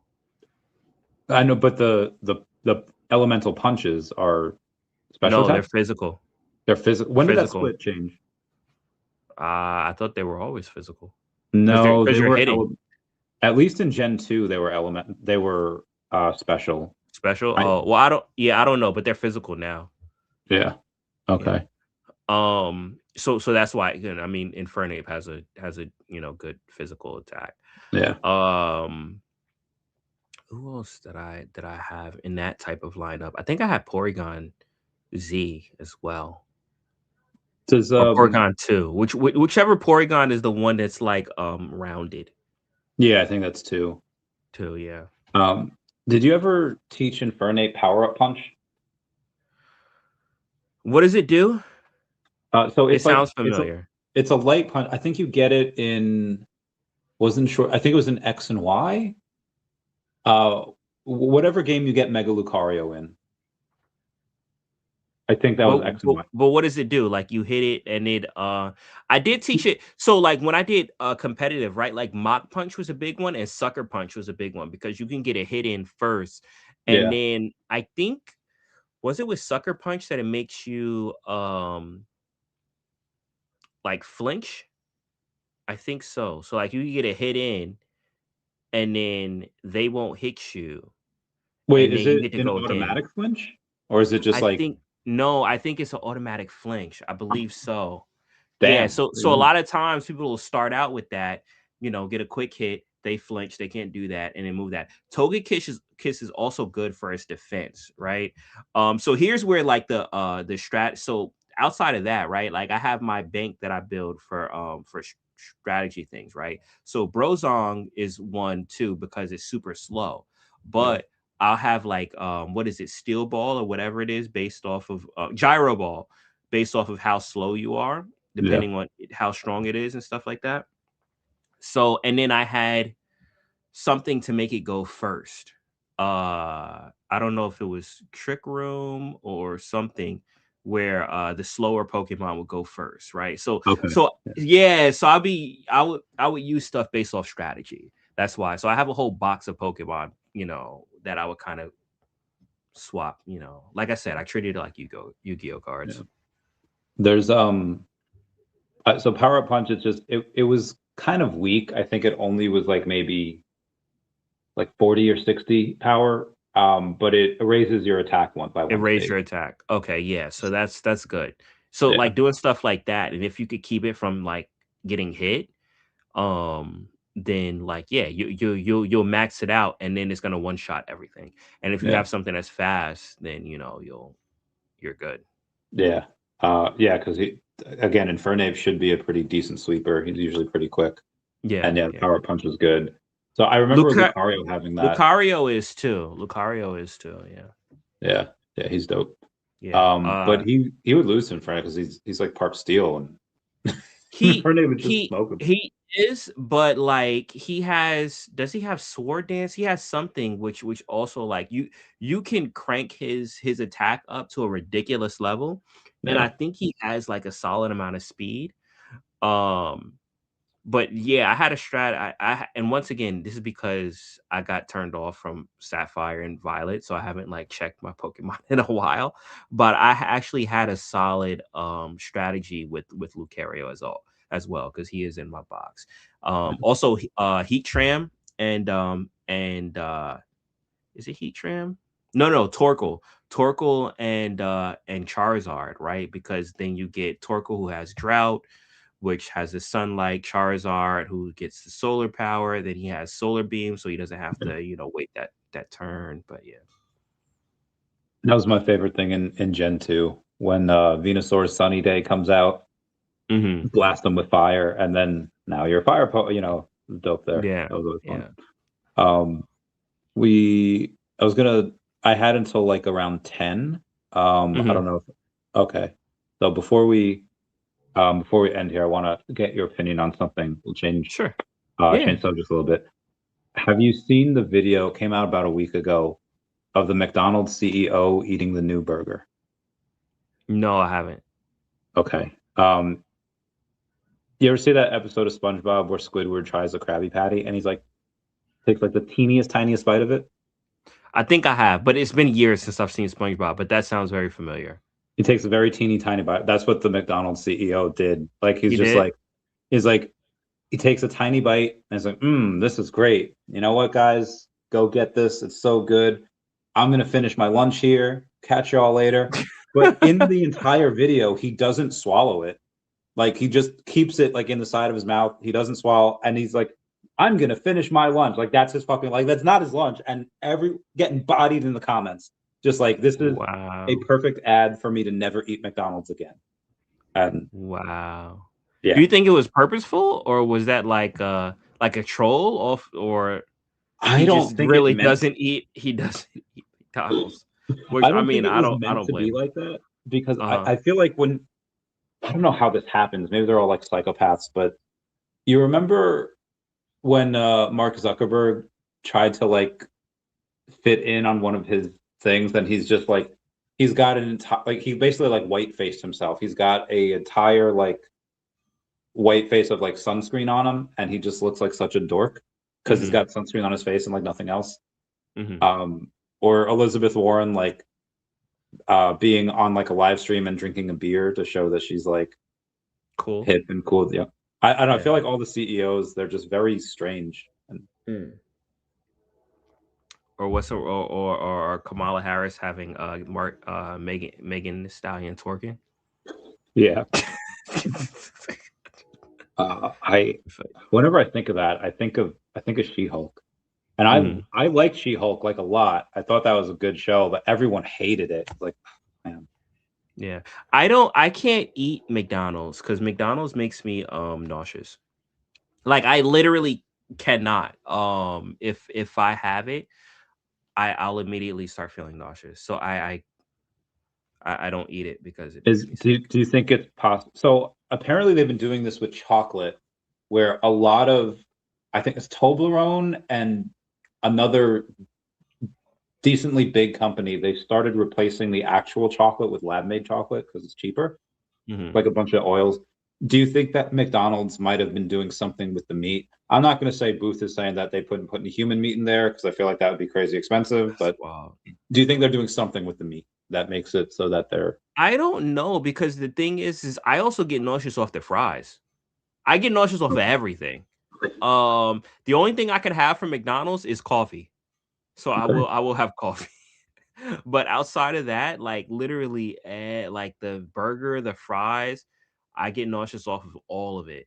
And the crazy thing, when I was younger, I didn't.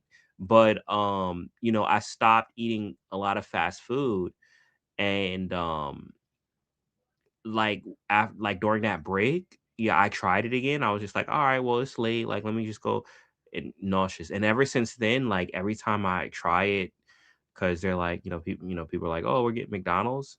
Like I all the time, every time I get nauseous. So I just stopped eating. I'm just like, no, I can't have this anymore. The fries, the burgers, like nothing other than coffee. And maybe like the apple pie, that's fine. Like stuff like that. But like the actual food, no. Damn, because I love McDonald's. Like I love their stuff.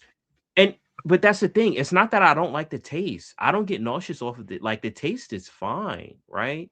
Yeah. It's just it's just my stomach is just like, nah, this needs to come out. So yeah, it's very weird. It's very weird. Oh man, that's rough.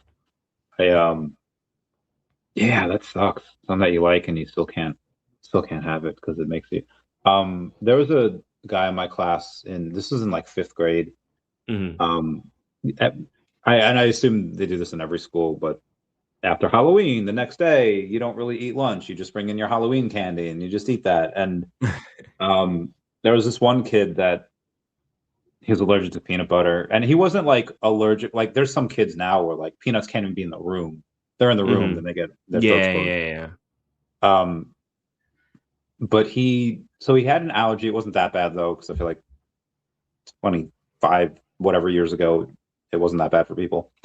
But we were like kind of making fun of him because we were having like Reese's and we are having all this other stuff, and it's like, Reese's is my favorite thing, and he's just like, I gotta know, call the nurse, and he has a Reese's peanut butter cup, and they injected him with the thing. Like he was fine, and they like blamed us for it, and I was like, we didn't ask him to do this, but because we were like, oh, we're having this and you can't have any, and anyway, like we kind of got in trouble for that, but that's crazy. You can't even bring that stuff into school now. Like with my daughter, they send notes home. Like that stuff is not even allowed in the building. Damn. You can't bring peanuts in the building. So do you ever say like, I don't know, I don't know if you've seen like there's a trend on TikTok. I don't know what year it was, but it was lactose intolerant people drinking milk. Yeah, I did it, but that sounds hilarious. Do you ever just say like, heck it, I'm just gonna have McDonald's and I don't care what the outcome is? I have, and I got nauseous every time. And so I'm like, yo, I'm done. I'm done with this. Yeah. Booth, there's no babies, and I fucking hope there's not. I don't know. In this world of Epstein and aliens, I mean anything's possible, right? Did you read the Epstein files? I think there's too much of it. I went down a decent part of the rabbit hole, but there's no way I could cover everything. You? I saw bits and pieces. I know it's on like the government website now. Like it's literally there, but not the whole thing. So I don't want to say like you shouldn't have like a favorite part, but there's some things that are in there that are like ridiculous. Like Jeffrey Epstein was on 4chan. you know, he liked Five Nights at Freddy's, like that, you know, that as a disgusting and obscene and horrible human that he was, there's still certain things in there. It's like, oh, that's weird. And apparently not everyone that went to the island was crazy like that. Like they weren't all doing diabolical shit. Apparently Stephen Hawking was there and he liked to see midgets do equations that they like couldn't solve because that's not their specialty. Like midgets on stools doing equations that were too hard for them. That's what he liked. Thought that was great.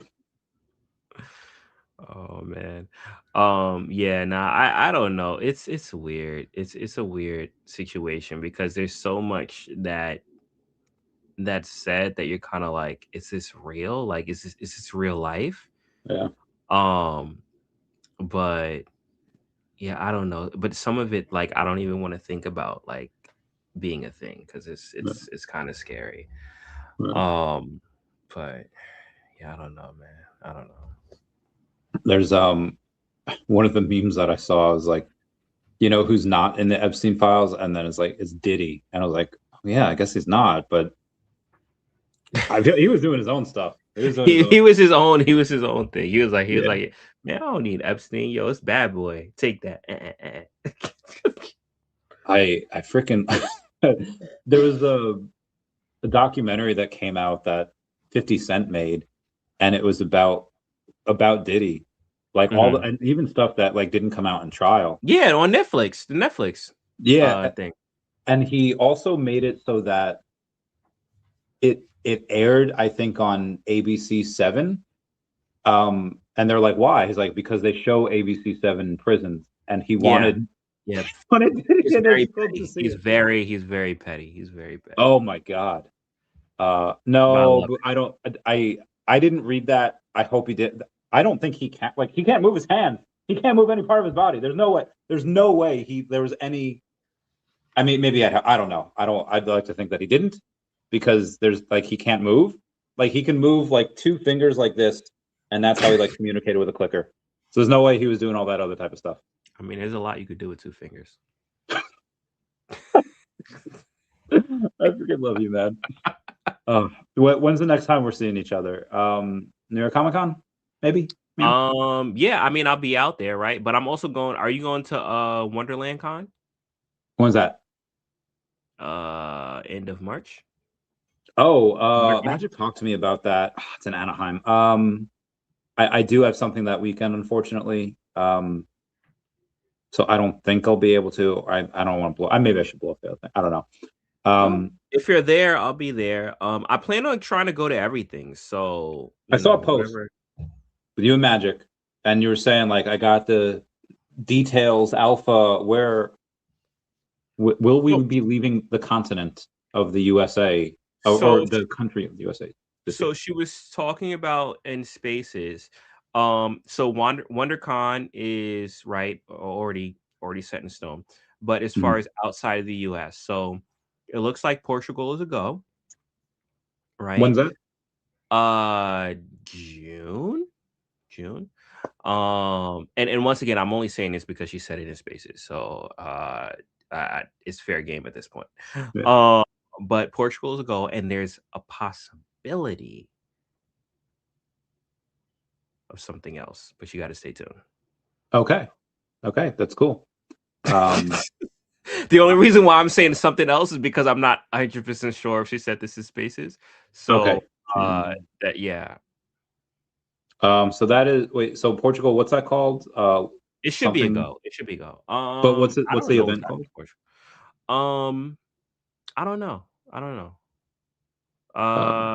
remember NFT last time conference? it was NFC Summit, right? But I don't know if it's the same thing. Was it NFC Summit, or was that? There's something going on in May, but that's not okay. A non-fungible conference, June 4th, 5th, and 6th. Okay, so maybe that. But she said something out there in Portugal. And then there was another one, but I don't recall whether she said that in spaces or whether that was something else. But posted a video of Randy when he was 25 in the military drinking warm milk. Really? I don't know if I ever drank warm milk. Oh, Like never in life? I'm sure you had warm milk as a baby. all right. So first off, the stash. Okay, let's play this. Let's see what we got here. They'll both be good people, just subscribing to different points of view on life. For example, I am about to drink this pocket milk, or milk that I've had in my pocket for the last 3.5 hours, because I'm fucking thirsty and the dining facility does not open for another hour. Oh snap! I vaguely remember this. Was it probably the healthiest thing to do to drink warm milk? No, probably not. And most people would be like, Chavez, you are a fucking idiot, and I hope you're sterile so you don't procreate. But other people would be like, this milk, not too much bacteria will grow in that in the next few hours. I hope not. Still big consequences. It doesn't. So that was interesting. I don't know where he found that video from. I mean, hey, you lived to tell another story for another. I did. Yay! Yeah. There we So go. this was 10 years ago. I was in Kuwait, and I was in the dispatch office. I don't know where he found that video from. That is. You didn't post it or something? I guess I did something like that 10 years. I posted it maybe on Facebook 10 years ago. I wasn't making. I don't think I had I don't know. That the fact that he found that, well, I didn't know this video existed, is wild. No worries. But yeah. But you lived through it, and that is an accomplishment. Anyway, anything you want to say to the peeps before we talk off air for a little bit? I want to say thank you guys for coming through. This has been an awesome stream. Here we go. Yay! Thank you. And I hope you guys enjoyed our conversation regarding anime and Pokemon and fandom and all the things that we love. I do want to say I hope you guys watch Fate Zero. Start with Fate Zero. It's an awesome show. Fate Strange Fake is killing it right now, but start with Fate Zero. What else would I say? Tune in. Oh, I have some things coming up. Monday at the Oasis with myself, VeVe Magic, Max, and Janie. We will have a special guest in the building by the name of Non-Fungible Wonderful. Yes, he is back as our newest VeVe affiliate. So we will be chopping up with him, new music, premiering new music, and also talking to him as far as what he's got planned for content going forward. He did participate in a space, a music battle space, Wave Wars, which did have an amazing turnout. We were able to onboard a few people in there in the broader Web3 space. So it'll be dope to kind of chop it up with him. Outside of that, we also have Anime After Hours on Thursday, which will be talking about Fate. So definitely watch the show because that's what we're going to be talking about on that show. And on Saturday, we have Toontown to Tokyo with myself and VeVe Magic and our special guest, O.B. freaking L. Gotta get a yay on that. Where we're going to be covering our review of Your Lie in April, which is one of, if not the, my favorite anime of all time. So we'll be packed week for myself. So tune in. Oh, OBL. Freaking love her. Miss her. She was in Spaces not too long ago. She was in Mains of Space just this weekend. Nice. Yeah, she stops in every now and then, drops a comment, says what's the crack, and then dips. Love her. Nice. All right, everyone, thank you for joining. This is awesome. Love doing this with Emojii. Always good times. Everyone say bye-bye to Dashi. Bye-bye, Dashi. We love you. Everybody comment, like.